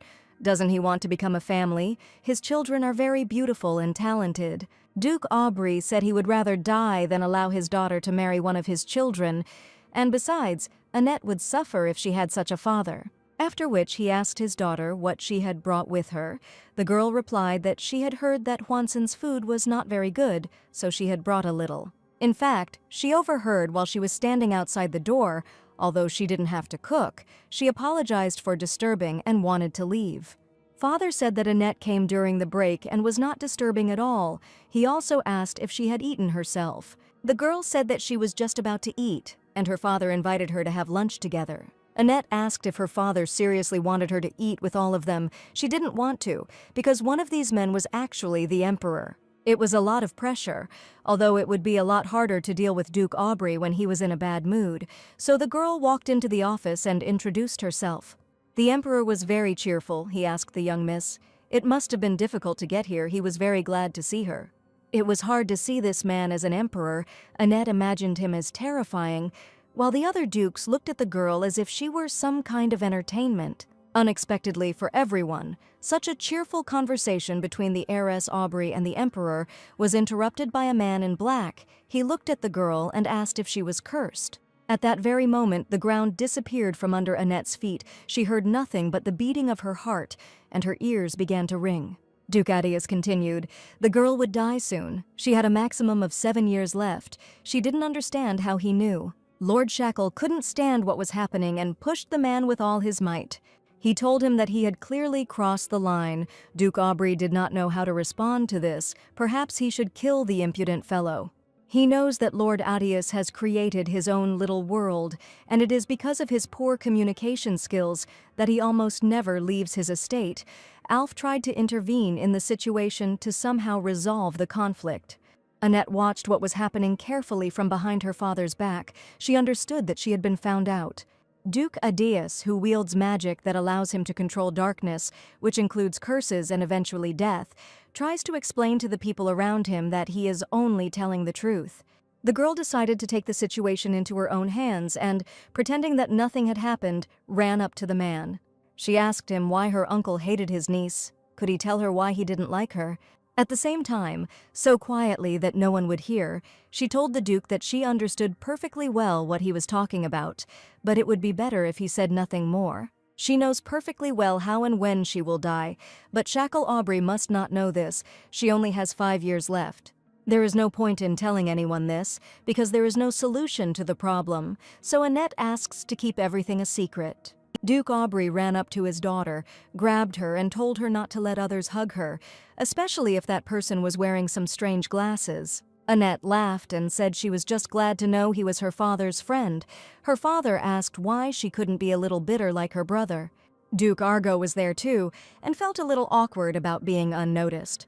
Shackle asked Duke Adius what he meant, but he replied that it was just his imagination and that he should go out for some fresh air. He would join him a little later. The young heiress of Duke Aubrey suddenly also said that it was time for her to go about her business. Already in the corridor, she called out to Duke Adius, calling him a handsome man with glasses. He didn't like this nickname because they weren't that close. The girl should stay away. She said she had heard that the Dark Guardians could see the dead and thanked him for keeping the secret. The gentleman replied that he simply did not want Duke Aubrey to hit him again. Annette asked him if he was looking for his brother. She remembered the information from Adius's shadow that had been very useful, and said that she knew that the man had a twin brother. Soon the girl will receive information about this. Before she knows it, it has become a common thing for her. Annette told the Duke that she had a disgusting character. He should go to the Red Rock, at the top of which there would be a small crack, in which a small child would fit perfectly. He didn't understand how she knew all this. The Adius family has a tradition. It's a disgusting practice. They sacrifice a child they consider weak in order to make the second one stronger.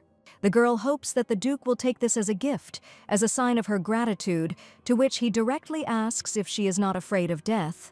The girl laughed. What was the use of being afraid if she couldn't fix anything? She had studied it herself, but hadn't found a single mention of the patterns on her hand. But Annette hasn't given up yet. Now she's met a man who knows something about her curse and hopes that he will help her later. After this, the white season ended without incident, and upon returning home, Pedro brought the master the documents that had already accumulated in mountains. He asked the Duke why he was just standing there, but Shackle replied that there was no hurry, he would do his best, but his daughter told him not to overexert himself. The butler realized that it was all because of the words of the young lady who tried to calm her father down after calling Duke Arias handsome. Pedro did not resist, but asked to sort out at least some of the papers, although Shackle was very resistant to this, but he needed to stop being overly protective of the young lady. The next day, already sitting in the carriage, the father asked Annette if she was worried, and she answered that she was a little. She asked the Duke to find one person who helped her in the past. The girl would like to thank him since he helped her in a dangerous hour. In fact, she was so righteous that she could not ignore any injustice. Annette wants to surprise her, so she thinks to find out the location in advance. Her name is Dara. She also has a sick husband. Despite the fact that she is a commoner and a woman, she has an incredible talent in pharmaceuticals. She is needed to fulfill the order of the Duchess. She has chestnut hair and indigo eyes. It seems she is currently in the capital. Shackle Aubrey agreed to help, saying that it would take about a week, but the girl seemed to be unsatisfied with such a time frame. The Duke said that although it was just a search around the area, there could be difficulties. Who would have thought that it would be so difficult to find a person, even knowing roughly where he lives? If research were started now, it would take 3 years to develop a treatment for Rosanna, but the newspaper article said it took Dara about 8 years to develop one. However, with the support of Aubrey's family, she will cope in 3 years, and then both the Duchess and her husband will be able to survive. Finally, the Duke and his daughter arrived at the right place. Shackle helped Annette down, holding out his hands to her. Well, now it's time to meet an old friend, the girl thought, while at this time the unknown man was angry because someone found out about the magic stones. He planned to be the first to present this theory. In a rage, the man asked the waiter for a glass of wine. Having spent so much effort on this research, working all night long, he never in his life thought that rumors would appear about him. Robert White, also known as the mad scientist, was the one who was so angry about the situation that happened. A man who had spent all his money on research, he was worried because his experiment was fading away. At this rate, he would not be able to get his Sana back. He needed to get support at least from those obsessed with war. He was eager to continue his research on chimeras. The man was incredibly angry, and already in a rude manner asked for more drinks.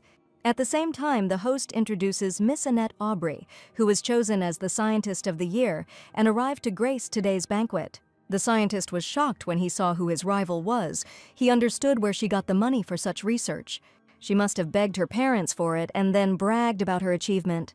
The girl, seeing a not very sober man, came up and asked if he was really Dr. Robert White. The scientist was surprised how the girl knew him, and she also knew that he had written a dissertation on the topic of the connection between living beings. This article was literally ignored by society after its publication. Robert didn't even think that anyone knew about it. Is she really so smart as to appreciate his work at such a young age? In her opinion, the research was very interesting. She clearly appreciated the author's work. Behind the little girl, the scientist saw that very rare animal, the chimera. The man was shocked. He couldn't believe his eyes. Where did the child get such an important creature for the scientist? Annette asked Robert if it was he who created the chimera, this little hybrid of a monster and an animal. He didn't understand what this girl was talking about, how a person could interfere in someone else's life created by God. And that article was so cruel that no one even paid attention to it. The girl called her father to introduce the scientist to him. The newspaper article even said that he conducted experiments on people. They wrote that he wanted to cross a man with a monster. This man simply has a barbaric attitude towards life. Duke Aubrey, seeing the scientist, said that he was simply disgusting. The Lord found it extremely unpleasant to be around him. Robert White was furious. He shouted at Shackle, saying that he was crazy. He didn't know anything to say such a thing. There were reasons why he was so angry. First of all, it was because the scientist conducted his research in secret. This is because they had support only in the underground, marginal world. And secondly, until now it was not known that the experiments were carried out on people. So now that both of these facts were out in the open, his life as a researcher was over. The scientist, as if abstracting himself from what was happening, tried to understand why the Duke was speaking so recklessly. Shackle Aubrey could not stand this attitude towards himself because he was an aristocrat. He thought that Robert had gone crazy. People in the room immediately began to discuss what was happening. Someone heard that the scientist was conducting experiments on people in order to resurrect his wife, despite the fact that such experiments are prohibited. Everyone was shouting that this was blasphemy, that Robert needed to be taken away from here immediately, that the fact that he was a member of the Association of Scientists was a wild disgrace. The man shouted that it was all a lie. He had done nothing like that. How could you trust a small child? Annette understood that he was ruining his future with his own language. Leaving the academic association was making it difficult to obtain support for research. Someone in the crowd said that first, you need to find a so-called thesis and check its validity before making any decisions. The people around looked at Duke Aubrey. If they wanted to get anything out of the Mixed Magic Stones project, they would have to get along with him. Annette thought that she should leave her father to deal with everything that was happening, but, unexpectedly for the girl, her father took her in his arms. He did not think that she was distracting him, quite the opposite. Shackle Aubrey approached the scientist. He asked his name in order to talk to him about something. The Duke told him that today, Robert must remember once and for all the disrespect he had shown towards his daughter. The scholar would regret it. Robert White disagreed because, according to him, Annette was the first to be rude to him. The girl did not understand why he couldn't just apologize. The Duke said that his daughter was usually kind, but if she had been rude, then the scientist must have done something wrong. Robert seems to feel that he has been slandered, but given his reputation, one cannot blame the Duke's daughter for accusing him. Shackle Aubrey wished the man that his life would be worse than that of an insect, and that he would never find peace until his death. Annette, with a sweet smile on her face, told her father not to be so harsh. It must just be a misunderstanding. But she thought to herself that this was not enough. Simple exile was not a worthy retribution. He must suffer even more. That piece of paper that he sold to the bookstore, he would diligently look for it, but Annette would find it first. This intimidation of Duke Aubrey served as a signal for the banquet to begin. Robert White left the hall with an angry expression on his face. At this time, people began to gather in small groups and chat. There were 10 times more men than women. But it felt like men were deliberately isolating women, and suddenly the girl heard a familiar voice. Lord Aubrey said that the noisiest man in the room had appeared, looking off to the side. It was Duke Igna with his son. He said that the green-haired man was the head of the Aubrey family, endowed with the power of green, but the son thought that it was rather impolite to call people by their colors. He went on to explain that the Green Duke was accompanied by his daughter, Annette Aubrey. Duke Igna seemed pleased to see Lord Aubrey, but the feeling was not mutual. The son was unhappy with the fact that his father made such arbitrary judgments about someone's mood. Annette thought that the boy had inherited many traits from his father. The boy introduced himself to Duke Aubrey, saying that his name was Hill Igna, the second son of the Igna family. Just think, this poor guy has a decent child, it must be hard for him. Annette Aubrey decided to introduce herself as well, but Hill said they didn't have to be formal. Duke Igna said goodbye to the children, saying that it was time to make friends and they could talk on their own. He took Lord Aubrey by the shoulder, saying that they needed to stick together, and led him away somewhere. Hill suggested that the girl go for a walk outside to get some rest. The boy explained that going out onto the terrace meant that you were taking a short break and that they tried not to disturb those who were there. It was something like an unspoken rule. Annette was surprised, because it was as if Hill had read her thoughts. She thanked him for the explanation. He asked the young lady if it was her first time at a banquet. She said that she had only recently become an aristocrat. Duke Igna is known for his ability to control fire, so his skin is said to be dark, but Hill is quite pale. He must be very smart to be invited. The boy said that he had only been to the banquets of the Association of Scientists. He did not quite look like a child of the Igna family, but Annette thought otherwise. Apart from his red eyes, the son looks nothing like his father. He has red hair, his skin is dark, while Hill's is very pale. The girl asked if the boy's character and eyes were similar to his father's, which greatly surprised him. Annette apologized because Duke Igna always says what he thinks, so she decided that Hill does the same. That's why she decided that they are similar. The boy said that he had never been told such a thing before. In fact, he was born without fire powers, is not aggressive and grows slowly, is not strong and is poor with weapons. Miss Aubrey said that even his smile has the same mischievous look, but the boy has his own strengths.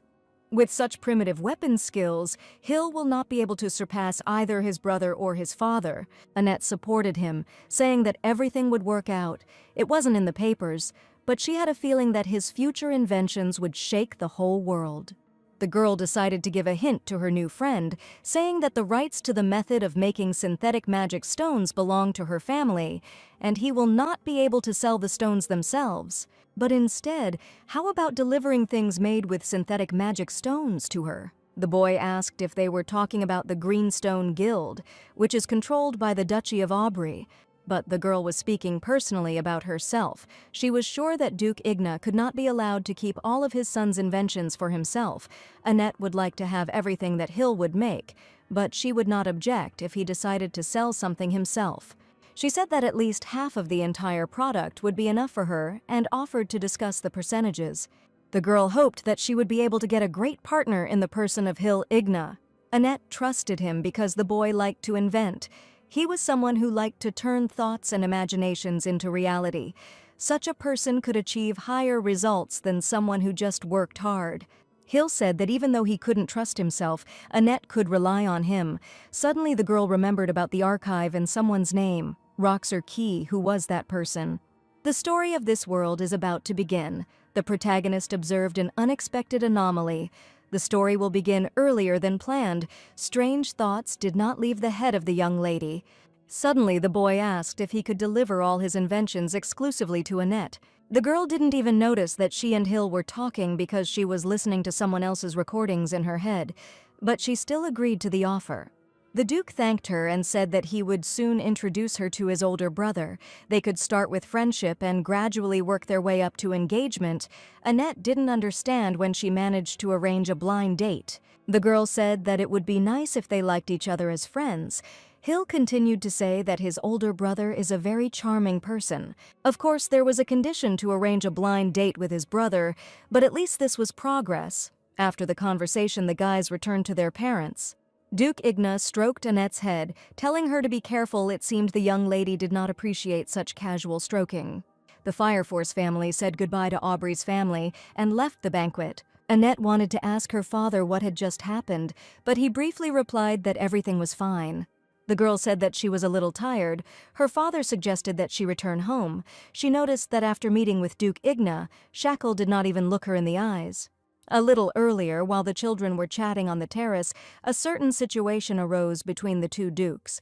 Shackle Aubrey told Lord Igna that he had been annoying him from the start. He didn't understand what he wanted to say after coming all the way here. Unexpectedly, the red-haired lord decided to ask directly if the girl was really Shackle's daughter. Annette's father wanted to understand what they were trying to tell him. Duke Igna shared that he had heard strange rumors and advised them to go to the village of Zardan. He looked at the materials he received from the Emperor. There is a girl who is revered as a saint, with green hair and purple eyes. Her name is Annette. An agitated Duke Igna asked Lord Shackle what he thought about what was happening, but he replied that it was nonsense. He heard that this girl was using some kind of ability that emitted green light. The red-haired man asked if this girl was really his daughter. Maybe Shackle just wanted to believe it. Duke Aubrey asked not to cause him unnecessary trouble, because he had already decided on the truth for himself. His daughter was already dead. The child's corpse was so disfigured that it was impossible to look at it. Lord Igna advised to think things over carefully and offered to send Shaklu materials about the village of Zardan. Duke Aubrey finally agreed, after which he and Annette went home. On the way, the girl had a feeling that something was wrong, and she decided to ask her father directly if everything was okay. He stroked her head gently and said there was nothing to worry about.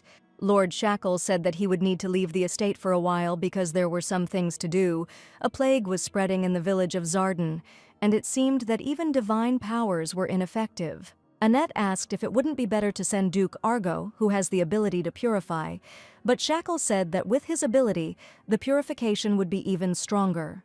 The girl asked, "This is the flower that is called the Divine Zayas, isn't it?" The Duke was surprised that Annette knew about him. She knew a lot about future events, but she had little understanding of plants. The name of the village seemed familiar and unfamiliar to her at the same time.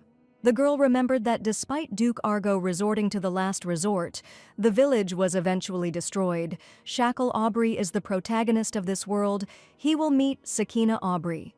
But she thought it was strange why the name was Sakina and not Annette. Even if the decoy was supposed to pass for the real thing, the name Annette had to be used.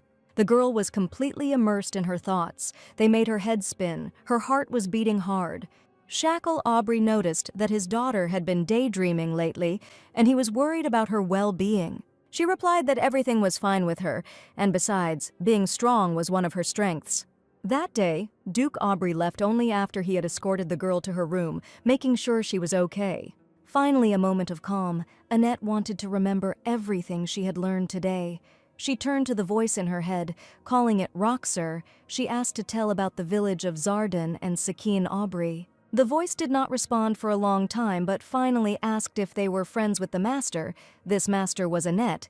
He wanted to help, but unfortunately, to gain access to the story that had already begun, you need to pay something. The price was supposed to be complete assimilation. The girl really tried not to look at her hand, but how could she not pay attention to it? She didn't understand why it was necessary at all.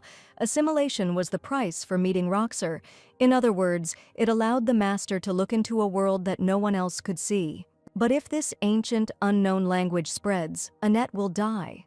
This information must be unlocked due to the advanced stage of assimilation. She wanted to somehow contact the scientist because of the growing patterns, but in response, there was only silence. A lot of time has passed, but the girl has not been contacted. It seems there is no intention to respond to her letter. Annette didn't want to go to extremes, but if that's the case, she had to drag them here by force. Since she had already gotten involved in this, she had to finish her second life well. It takes careful preparation to spend the remaining 7 years idly. But how to get to the place where the Black Shadow was, maybe you just need to close your eyes and think about that place. It's not that hard to imagine the place. The girl closed her eyes, falling asleep in bed. But when she opened them, she saw what she wanted. She found herself in a white, endless void in which time seemed not to exist. The girl noticed that her assumptions were correct, and she managed to get here. Behind her, someone was speaking. It was a black silhouette. He asked Annette if she had read the notes, or maybe applied them. She looked at the man, thinking that instead of him there was still blackness. The girl said that she knew about payment in the form of assimilation. The silhouette said that now the girl could pay and then read as much as she wanted, but that meant only a quick death. But the voice said that learning wasn't so bad because it would help the girl. Her hidden talent will shine through. She herself will soon tire of it. But Annette did not understand what this meant. Suddenly, the girl decided to ask the silhouette who he was. He was surprised that she was really interested. The black silhouette thought for a long time about how to explain and said that he was just like Annette in her understanding. The girl was perplexed by what this meant. He couldn't be the same as her, because instead of him, there was only darkness. Annette said that when she first met the silhouette, she thought that it was not a person since it was hidden in the shadows, but rather a black creature. She thought it was the result of his body being tested by the ancient language. He was indeed similar to her.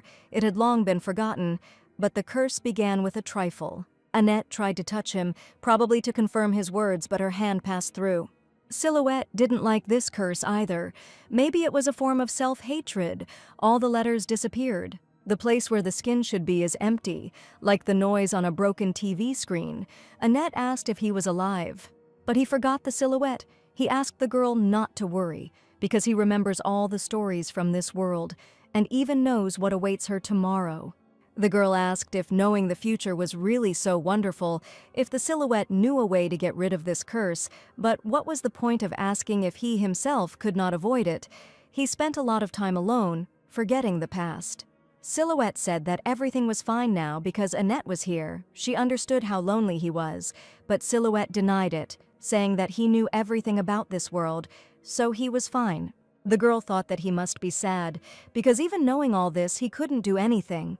Knowing everything means that in the end, nothing in the world matters to him. After these words, the silhouette thought. Annette wondered if learning got worse every time she turned the page, and the silhouette replied that this happened in particular when the information known exceeded the available limits of the world. The girl thanked the black silhouette for the explanation and began to read the book with impatience. The number of pages she could turn was limited. From now on, the world would ask for a price. With each turn of the page, memories of a forgotten past life suddenly became clear. Countless scenes. It was now clear why Annette thought of concepts that did not exist in this world. She was born in South Korea, followed orders from her superior, relayed evacuation instructions, but was unable to escape in time and died due to a collapsed building. While she was running to make an announcement, all the superiors had already fled. Annette, having learned about one thing, immediately wanted to learn something else, to read a little more, to know even more and more. Suddenly, a black silhouette stopped the girl. He brought her back to her senses, because despite the fact that she needed to find out the information, the book could be very addictive. The ancient language is trying to assimilate her by brainwashing her, which is not surprising, because the girl continues to want to learn meaningless information. The black silhouette helped Annette because it would be sad if she disappeared. Only she could get to this place. The girl felt awkward and asked the unknown person to pass through her, a medium if possible. The black silhouette replied that it was possible, but he would like to go with her. He knew that if they weren't careful and got caught, it would end up worse than just being taken to the sanctuary. But the girl wasn't worried. She just needed to hide well. Silhouette asked the young lady why she needed all this. She said that if he didn't like the idea, then he didn't have to go. She was just worried that he would be lonely. The guy was also worried that he would have no choice if Annette insisted on it, but in reality she was not that determined. The stranger agreed to go for her sake. He has the ability to sense evil, so he will be useful to her, but he needed a little time to change form before he could appear near her. Annette was glad to hear this, but what she wanted most was to know exactly when they would leave. The silhouette quickly said goodbye to the girl, and at that very second she opened her eyes, already lying in her bed. The young lady was very upset.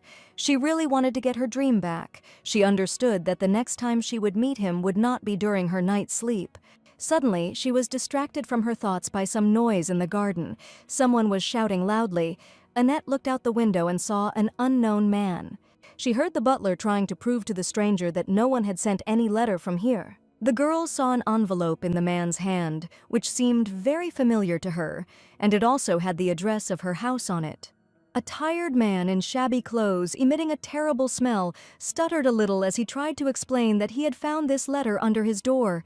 A giant, twice the height of an ordinary man, he had golden eyes like a tiger, terrifying all who looked at him. Annette realized who he was. It was the mad scientist she had invited, Professor Frick. He had read her letter after all. The girl began to scream from the window as loud as she could. She told the butler that it was her letter and a stranger had come to her. She ran outside because just recently she thought that it was becoming more and more difficult to hide the patterns on her hand. What a coincidence. The lady explained to the butler that although the stranger looked unkempt, he was the professor she had invited. He smelled terrible, but it was the medicinal substances used during the experiments. Annette nevertheless asked the professor to get rid of this smell before entering the estate and suggested using perfume. The man doubted that it would work, but the girl explained that it was a neutralizing agent made from cinnamon and rose. She knew that the professor smelled of monster-repelling potions, so she made a remedy that he himself would invent in the future, after which she invited the guest in. He wanted to ask something about the letter, the discussion, and the annulment agent. Annette didn't want to beat around the bush, so she decided to explain everything. But in return, the girl asked to keep everything that happens in this room a secret, so she decided to get straight to the point.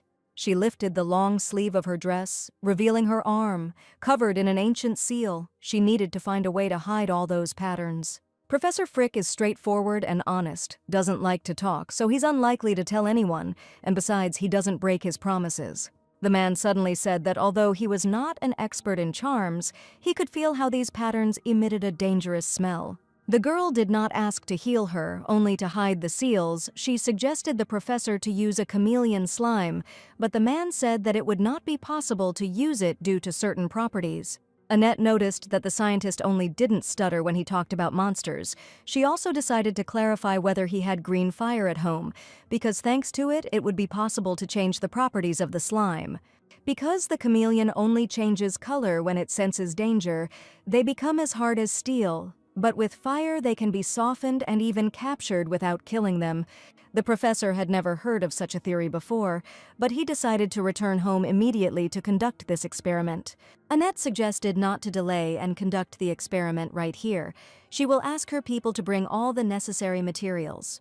She made sure that the building was not in use, and if she asked the Duke about it, she would be able to rent the premises. She wanted to help the professor, but on the condition that he get rid of this terrible smell.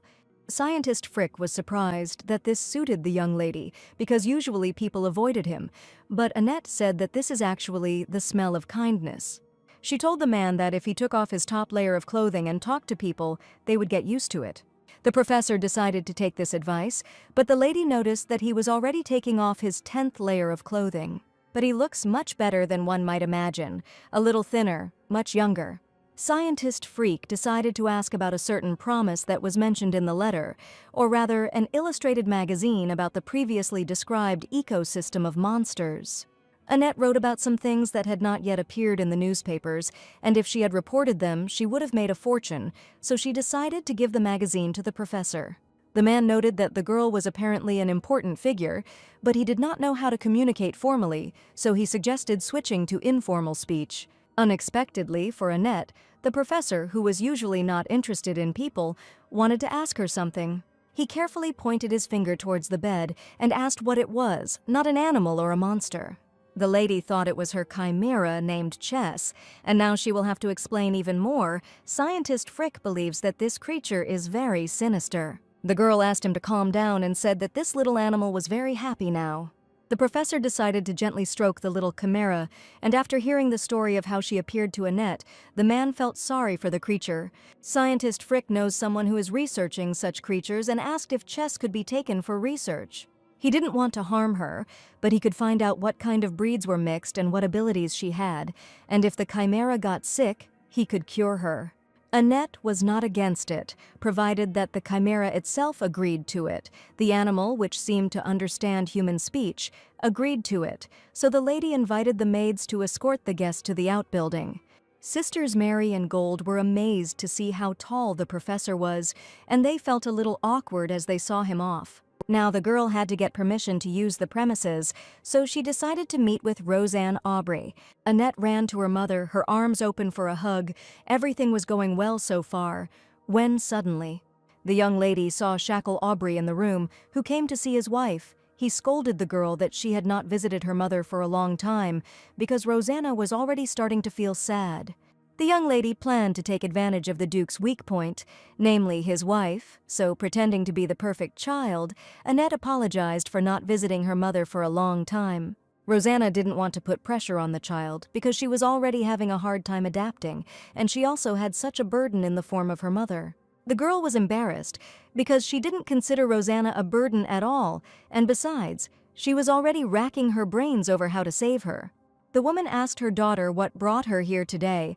Annette understood that it would be rude to get straight to the point, considering that they hadn't seen each other for a long time, so she replied that she came because she really missed her mother. Suddenly, Duke Aubrey told his daughter not to lie. He saw how her face darkened when the girl saw her father. Apparently she wanted to tell Rosanna something that Shackle shouldn't hear, and in saying this, the Lord hit the nail on the head. Mom was understanding about what was happening. She gently stroked her daughter's head, asking what happened. Annette said that she had invited a guest and would like to accommodate him in the outbuilding for a while. Rosanna was not against it, but decided to check with her husband. The Duke explained that they couldn't let just anyone into the estate. The girl tried to prove that the guest was completely harmless.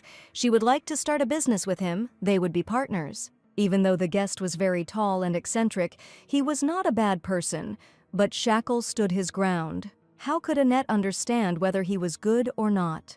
The girl began to argue with her father because she had come not to him but to her mother, but he said that since this was his estate, she should ask Duke Aubrey. At the same time, the Lord noticed that Annette called him father, not daddy, although she called him that only once at the banquet. The young lady wondered why Shackle was even raising this topic. Was the Duke really that childish? Reacting quickly, the girl decided to press on Lord Aubrey's weak spot, and to make him listen to her, she called him Daddy. She begged the Duke to allow the guest to stay in the outbuilding, since her intuition had never failed her. It seemed that the Duke was satisfied with the fact that his daughter called him Dad, and he immediately gave her permission, forgetting that he considered the guest dangerous. At the same time, Rosanna, watching their conversation, was upset that Annette called her simply Mom and not Mommy. The girl immediately obeyed and turned to Rosanna, calling her Mommy, which greatly pleased the woman. No matter how hard Annette tried to convince herself that these people were strangers to her, she felt very pleased by such warm embraces. The Duke noticed that it was time for his wife to rest, so he and his daughter left the Duchess's chambers and went out into the corridor. Annette thanked Shackles for allowing her to keep the guest in the palace. Lord Aubrey said that he had found the girl she was talking about and decided to find out if she needed her address. Annette, of course, agreed and wanted to invite the stranger to visit, but Duke Aubrey said that he would invite her himself. The man said goodbye to his daughter, leaving her to ponder the fact that she might have invited Shakina herself if she had been real. After all, that child deserved to be treated warmly and kindly, so why should Annette know that she was not real? However, while her father had not yet gone far, the girl decided to catch up with him to discuss one more issue. The young lady was very anxious for the Duke to take her with him to Jardin, so she asked if she could go with him. Based on what Annette read in that white room, the child wants to destroy this entire family. When a girl thinks about this, she doesn't want to give up. Duke Aubrey was shocked and didn't understand how his daughter knew about this. She couldn't explain this to her father. Annette was about to leave, when suddenly Shackle said that he couldn't take her with him to the village where an unknown plague was spreading. Without losing hope, the girl shouted to the Duke that she knew how to cure such a terrible disease. The plague that has arisen in the village of Jardin cannot be cured by cleansing spells. Neither Shackle Aubrey nor Alf Argo will be able to solve this issue, because it is not a plague, but a curse. But the girl didn't know how to explain to her father how she knew about this, so she decided to simply insist that she needed to go with him. She needed Mr. Aubrey's permission to use her trump card.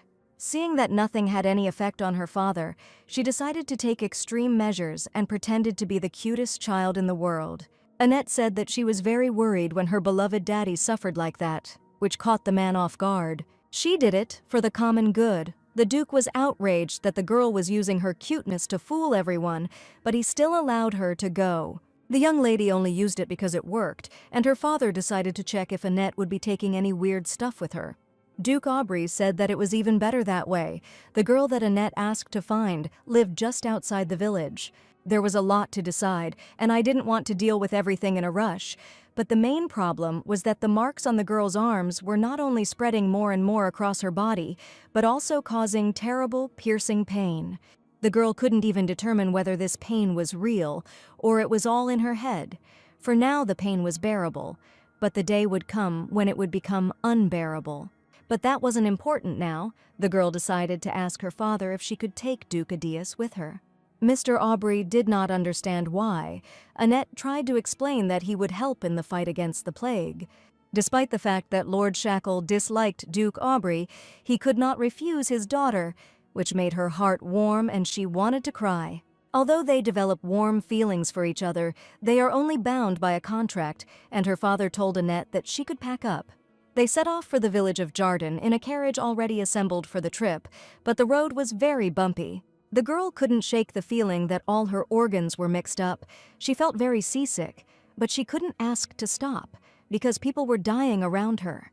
Seeing his daughter's condition, Duke Aubrey said that it was not too late to return home. The sounds of coughing can be heard already at the entrance to the village. If they had not drunk water from the well, the curse would not have taken hold of them, but the residents probably think that it is just an illness. Meanwhile, Annette noticed that Lord Adias had arrived. He didn't understand why he was called, since he wasn't that useful for this village. Next to the man stood a boy who looked very much like the gentleman. It was clear that he was the Duke's son. Shackle Aubrey didn't understand why the boy was brought to the village. Adias noticed that the green-haired man also took his daughter with him, and besides, the boy was taken for one experiment. The man asked his son to introduce himself, and the boy said that his name was Savnak Adias and that he was 13 years old. Annette looked at the boy, who was also called Savi, for a long time, and was surprised by his manners. At that very second she met his gaze, the boy slyly flashed his blue eyes. The arriving travelers finally decided to enter the village. People were lying around right on the street. There was a terrible smell. Duke Aubrey noticed how terrible it was. Covering his face with a handkerchief, suddenly a man, the village elder, approached him. He was worried that the road was too difficult for the guests. Annette noticed that the village chief was also infected and wondered why he had sinned. Even if they fall to the ground in pain, she will not consider these people pathetic. They themselves called the curse upon themselves. This is only the consequences of their actions. Duke Aubrey asked if there was only one well in this village, around which people were gathering, and it was necessary to find a path to it. Shackle suggested that his daughter take a rest in the inner part of the village, where there was an empty house, and the girl agreed. The gentleman asked the headman if they had learned the causes of the infection or how it had spread, but the headman had not left his house since the infection. He also asked when it all started, and it turned out that the first case of infection occurred 7 months ago, and since then the symptoms have developed into fatal ones. Annette asked if anything suspicious or unusual had happened at the time, but the man became very agitated and said that nothing like that had happened. The girl understood that she was being lied to, so she decided to say that in that case there was no way to be cured. Suddenly the village elder said that they were lucky because the shrine was helping them. The Duke did not understand what he was talking about. The young lady was very surprised to learn that the shrine was involved in this story. She tried to ask the headman about it, but her father sent the girl to rest. Without letting Annette say a word, Duke Aubrey sent his daughter to that empty house, saying that he would sort everything out himself. The girl immediately realized that Shackle knew something, and for some reason was trying to hide the truth from her. Annette knew that the little girl they had apparently come for was considered sacred. The girl wondered what the condition was to come to the village. She had to obey her father well. Shackle Aubrey wanted to speak with the headman alone and asked his daughter to stay with young Master Adius. The girl obeyed her father despite the fact that she believed that now was not the time to relax like that. Meanwhile, Savvy turned to the girl, asking her name. He wanted to tell her something. Annette was glad that they had started a conversation when suddenly the guy said that the girl smelled really bad. She didn't expect that the boy would be so picky from the first meeting, so pretending that everything was fine, she thanked Savnak. She also decided to tell him that he had very, very bad manners if he allowed himself to do such a thing. But he didn't care. He continued to say that the young lady reeked of the smell of a curse, that it smelled rotten. The boy said that he knew perfectly well that Annette was cursed, but she didn't know where from. Maybe Mr. Adius told her. According to Savi, his father only mentioned that there was a funny young lady. The boy himself can smell curses, and this is the first time he has smelled such a strong smell. Despite this, the girl stood her ground, because it was completely unpleasant to hear this openly. Savnak asked if Duke Aubrey knew about this, because in his opinion, he would definitely help with the decision. Before the girl could answer, the boy suddenly came very close to her. He roughly took Annette's hand and asked if this was the source of the curse, greatly surprising her by the fact that he knew so much. Savi held her hands out to him, saying that he really liked that smell because he was madly in love with curses. He said that he seemed to like Annette, who had such a terrible curse too, and the girl thought he was crazy. The fact that her hand was clamped was unpleasant, but what did he even know about curses to babble so thoughtlessly? But Savnak openly envied the girl, because he too would like such a curse for himself. Annette couldn't stand this kind of treatment any longer, so she kicked the guy with all her might. She grabbed him by the collar of his shirt and began to shout that if he was so jealous of her curse, he should take it for himself. Everything he says is the stupid fantasy of a child who has never encountered anything like this. Savi asked to let him go, but Annette could no longer hear. She asked if he even knew what it was like when it devoured you from the inside day after day. Fear. Anxiety that you will never be able to open your eyes again. Sleepless nights from not knowing if tomorrow will even come. What was felt until now at some point ceases to be felt. What was painful ceases to be obvious. This pain, when you rot and decompose alive, will someone like him ever understand it?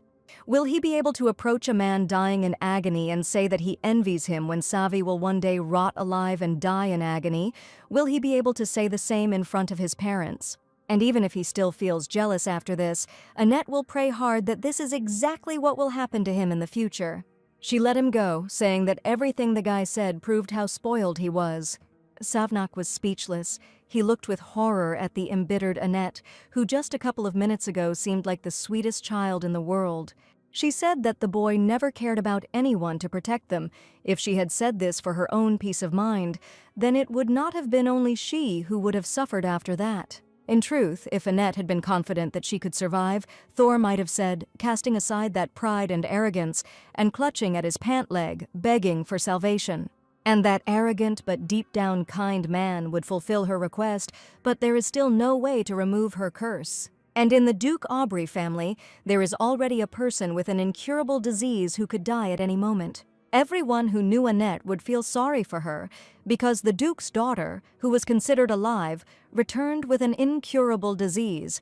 It is unknown what rumors will go after this. Just the mention of her condition will unleash a real hell on earth. The girl couldn't hold back her words after she told all this to the young Duke Adeus.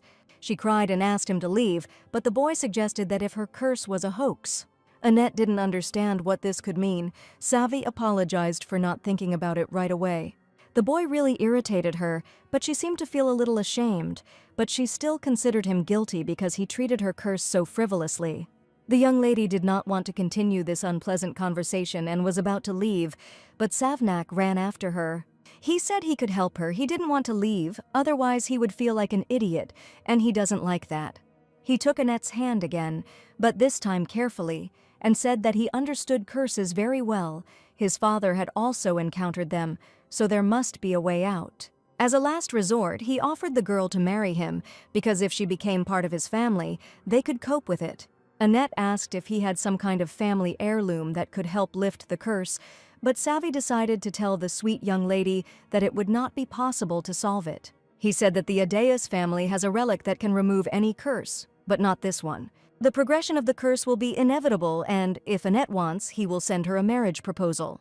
She interrupted him, saying that Savnak would not be able to help in any way since he did not really know about her curse.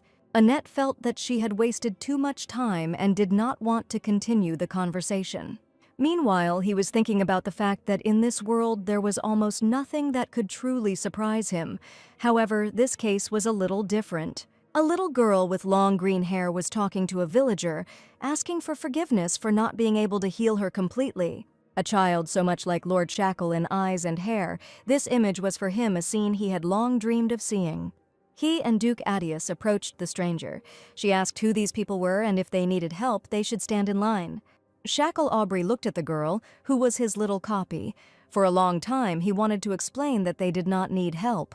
She noted that this was the first time they had seen each other, a girl with the green power that was only passed down through Aubrey's bloodline until he passed it on in another way. Duke Adeus was peeking out from behind Shackles, and she said that if Lord Aubrey was suddenly in trouble, he could talk to the girl himself. But he wanted to discuss everything on his own. Shackle explained that they were sent from the capital to fight the epidemic. He asked what the girl's name was, and she said that her name was Annette. She doesn't have a last name because she's an orphan, but if he's not a patient, it's best not to distract her, because many people need help. Duke Aubrey didn't understand how this was possible. He had been searching for so long, but it happened right now. He asked the child how long she had been able to use this power. She replied that she didn't know exactly, just at some point. Dukes Aubrey and Adeus conferred and came to the common opinion that they first needed to assess the situation. We need to concentrate. Shackle didn't come here for nothing. Investigating the epidemic in the village is a priority. He noticed that it seemed that the epidemic was much more serious than he had imagined. If the entire village became infected, it would quickly spread to neighboring villages. However, this child knows a way to cure this disease. In truth, Shackle wasn't sure if she lied just to be with him. But has she ever said anything in vain? Even in dangerous situations, she rushes forward but never lies. Shackle Aubrey was interrupted from his thoughts by Duke Adeus, who wanted to talk about something urgently. The power that the girl from the village just used seemed like it was divine. Could this child be related to the Aubrey family? He also said that it was not his power. It must be some kind of sacred power. Could it be that the child who now lives in Aubrey's palace is just a fake? Shackle was angry. He told the man that he didn't need to know about everything. He couldn't leave a child with the power of a ruler unattended. Does this mean that Duke Adeus wants to tell his wife, who so firmly believes that she has finally found her daughter, that Shackle's child is just a fake? And even if she is not his own, it is too late to change anything now. But Lord Adius asked if finding his own daughter was not more joyful than living with a fake child, but Duke Aubrey did not want to hear anything. The man understood that if he found the real child, there would be no room left for the current one. But the Dark Lord was ready to take the girl to himself and take care of her. These words made Shackle doubt.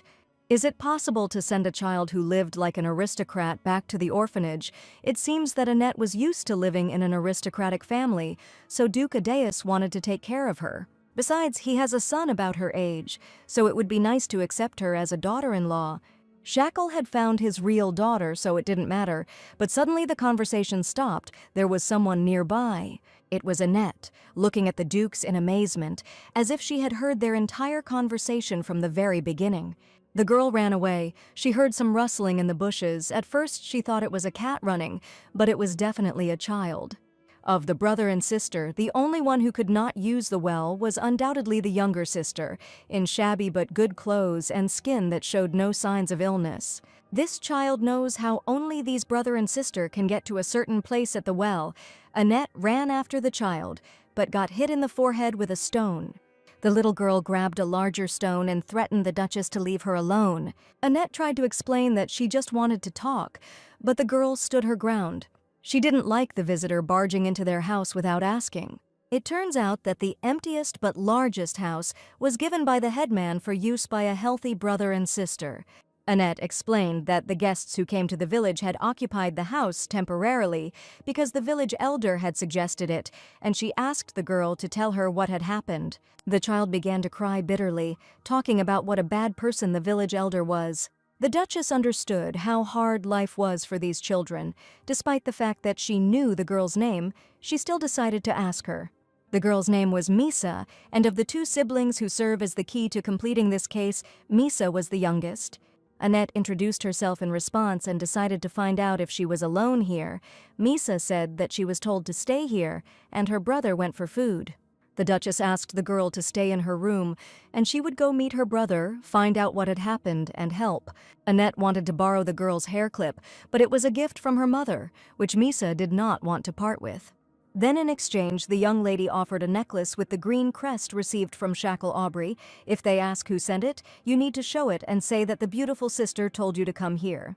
No one would dare harm the child with this necklace, and Annette also warned that Saviadius was sitting in the room so that Misa would not be scared. The lady said goodbye to the child, thinking about how fast this little one was, even faster than a cat, it seemed. Annette walked along the path, thinking that it would be worthwhile to see where her brother was. Suddenly she heard voices from behind a bush. Thinking that Misa's brother might be there, she headed towards it. Coming closer, the girl heard words that it made no difference whether it was a fake or not, if the real daughter had already been found. Duke Adius and Lord Aubrey were discussing something that made Annette's heart clench, her ears ring, and her legs go weak. Shackle Aubrey noticed his daughter standing at a distance, but she decided to pretend she hadn't heard anything, trying to hide in the bushes. The father approached the girl, trying to explain that the conversation was not about what she thought, as usual pretending that everything was fine. Annette said that she understood it that way. In truth, the girl did not quite understand what it was, but she felt that she had to answer exactly like that. He met her, the main character of this story, the one who pretends to be real, being a fake. Saying that she had things to do, Annette left, thinking that if Shackle Aubrey really wanted this child, there was nothing she could do. And what would she say when he thinks he's found his own daughter, but that girl is trying to kill the Duke? And since she dared to touch Rosanna Aubrey, you can't just back down. How troublesome it was. It was not at all in Annette's plans, because she was going to take revenge that same day and live freely. Even if Shackle Aubrey chose the fake, Annette would still be there, when suddenly a familiar voice was heard. The same girl whom Shackle Aubrey considers his real daughter brought the Duke the ring he had dropped. The girl's innocent face, as if she had never done anything bad in her entire life. This child who handed over the loss to the Duke, this child who will destroy the entire Aubrey family. Annette dreamed that all this was just her illusion. The mistress met with the ruler of this world. Suddenly, in her head, she again heard the mechanical voice of a certain Roxer. He said that the good Roxer was abusing his powers and breaking taboos. Annette was scared. She didn't understand why the voice spoke so officially, as if reading a textbook, and what would happen if she broke the taboo. Shackle's real daughter Aubrey is alive somewhere in this world, which means that the girl who was before and the real daughter also exist. But Roxer doesn't answer anymore. It's unclear what all this means, and why there are always more things to do, what to do now. Annette knew exactly what she needed to focus on for now, and if it was a matter of pretense, then she was one step ahead. Putting on the mask of the ideal daughter, she ran to her father, hugged him, and asked if he had finished his business. Shackle replied that the inspection was mostly complete. Then Annette offered to go with her since she was going to leave the village and find someone. Besides, she was unbearably afraid alone she needed the company of her father, with whom the girl could feel safe. Duke Aubrey did not show that he was glad to hear such words. He chuckled discontentedly, but still agreed to go with the girl.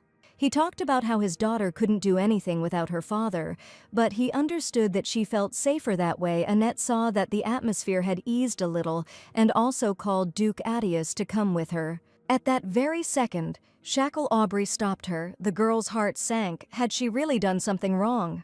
The father angrily pushed away his partner, to whom Annette extended her small hand. He indignantly shouted at Duke Adius not to dare touch Annette with his dirty hands. The Dark Lord asked if Shackle was jealous. Besides, the child was not similar. One cannot be so strict. The girl didn't understand what was going on, what had happened while she was gone. It wasn't necessary to be so similar. At the same time, the girl from the village looked very sullenly at Annette, who pretended not to know anything.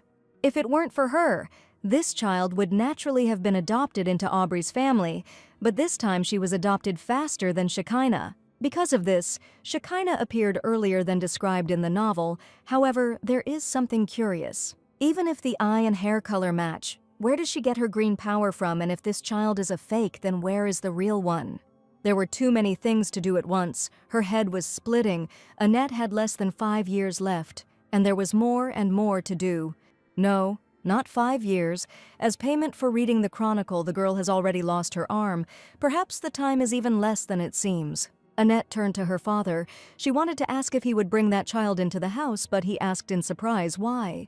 After all, that child uses green power. She has purple eyes and green hair. It's obvious that the Duke decided that that child was real.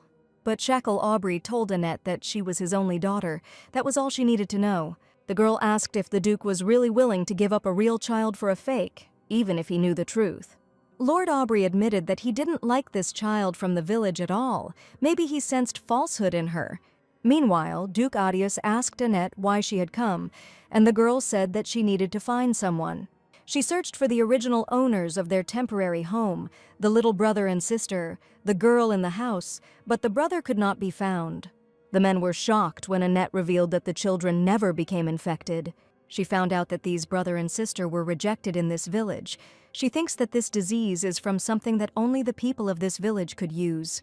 Didn't the disease arise because the villagers took advantage of it? Duke Adius agreed with this assumption. Shackle asked if the girl really thought that these children could know the reason for this incident, and she agreed. In that case, he suggested a shorter route, while Duke Adius said that it was truly amazing. The forest is a haven of greenery. If Duke Aubrey sets foot here, it can be considered that nothing will hide from him. At that very moment, while they were talking, Lord Shackle had already gone somewhere. The girl wanted to follow her father. Suddenly, Duke Adius offered Annette to join his family, for example, as the bride of his son. The girl froze, not knowing what to answer. She didn't understand why he needed this, why her in particular. The man said that perhaps he could help her, but the girl thought that she had already heard that it was impossible. She tried to explain that everything was fine, she didn't need help, but the Duke stood his ground. But then Shackle Aubrey appeared from behind him. He was furious, because he had already told Duke Adius to stop instilling all sorts of nonsense in his daughter. The men argued for some time until eventually Lord Aubrey got fed up and pointed towards the forest. He asked his daughter if this was the child Annette was looking for, and the girl was surprised at how quickly her father was able to find him. Nearby, she saw a boy with a scar on his cheek and an axe in his hands. It didn't look like he would believe them. Annette thought that her sister, although strange, looked like a cute hamster, and this guy was a real jackal.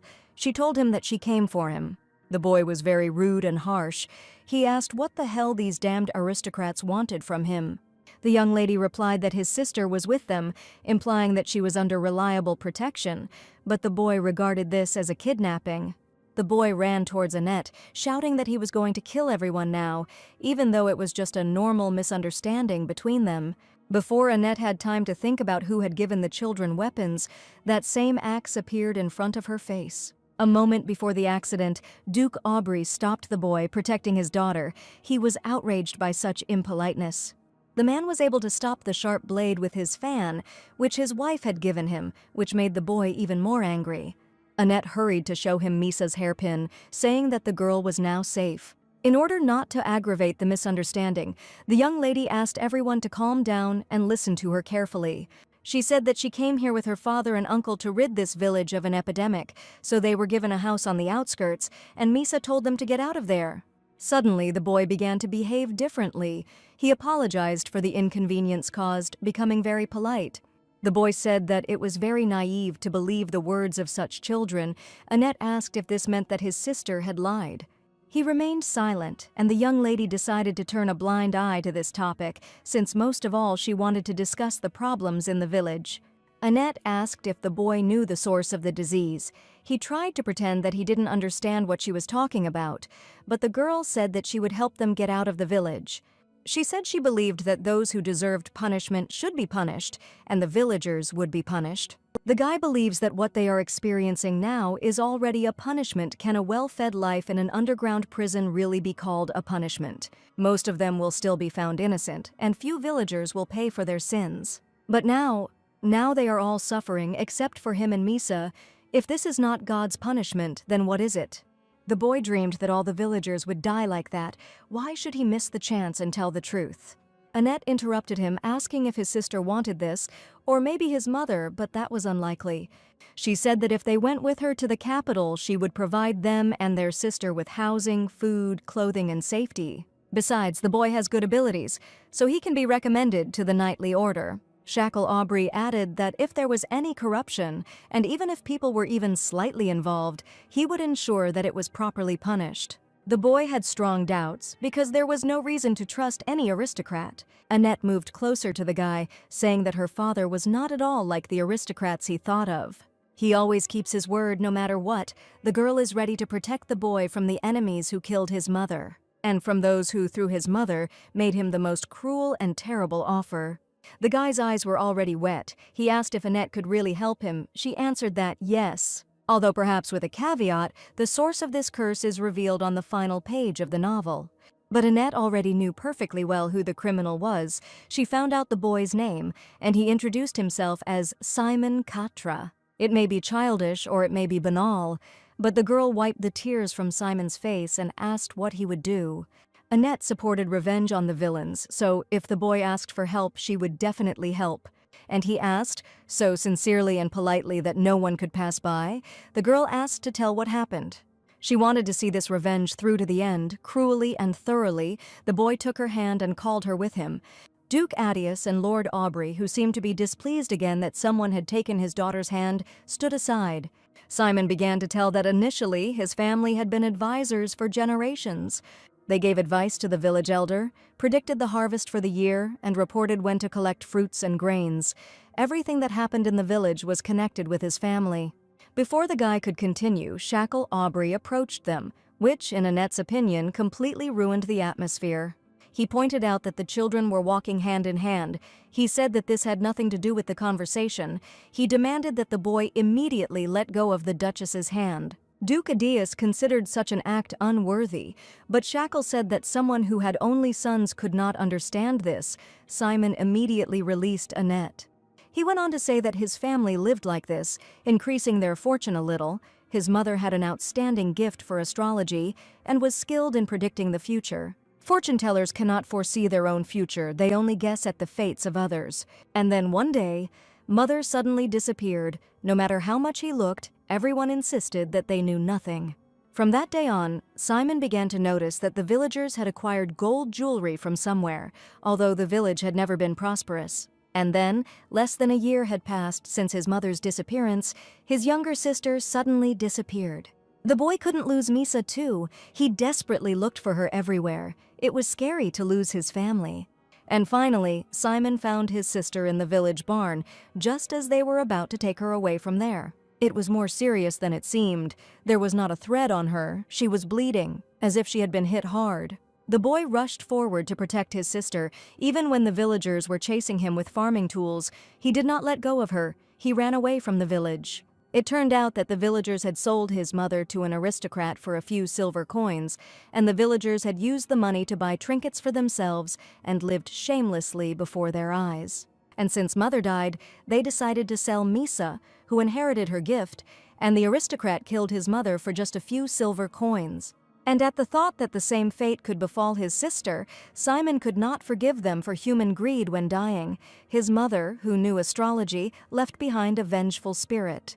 In the place where he remained, a strong, dark energy was formed, and someone took advantage of it and created a curse. Its peculiarity is that it can be removed only by knowing exactly the original source. That's why Minister Argo, who has the power of purification, was unable to clear this curse. If Simon hadn't been begging for meat that day, perhaps his mother wouldn't have left the house. It seems he believes that he is to blame for her death. Annette tried to explain to the boy that it was not his fault.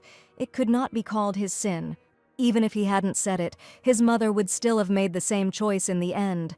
The desire to do everything possible for her child, even with the last of her strength, that is the parental instinct.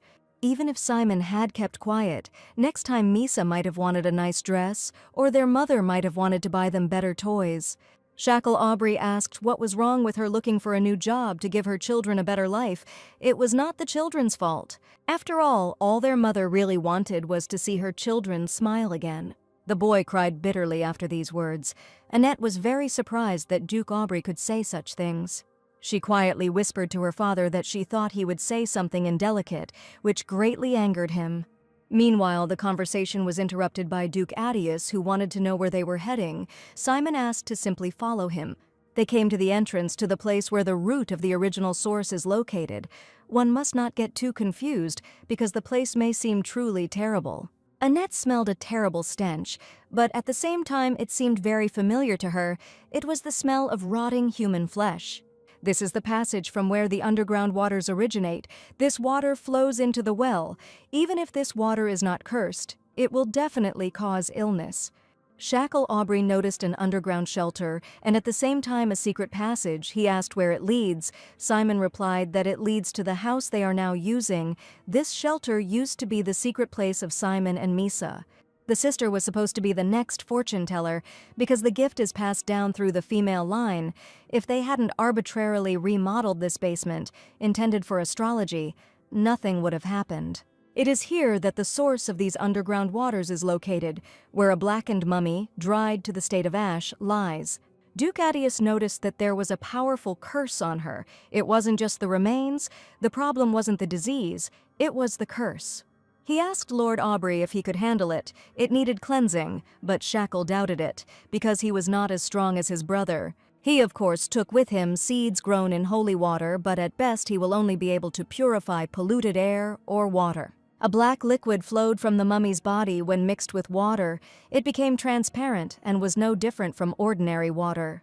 Suddenly, Annette noticed that there was something drawn next to the mummy, an ancient curse. Right above her head, she heard someone laughing loudly, calling the curse very funny. The little man asked why the girl was so confused. He thanked her and boasted that he had safely gotten out and succeeded in creating a body. Annette wondered what it was, and it turned out to be the shadow from the archive that had created an image for itself in the style of a cute talisman.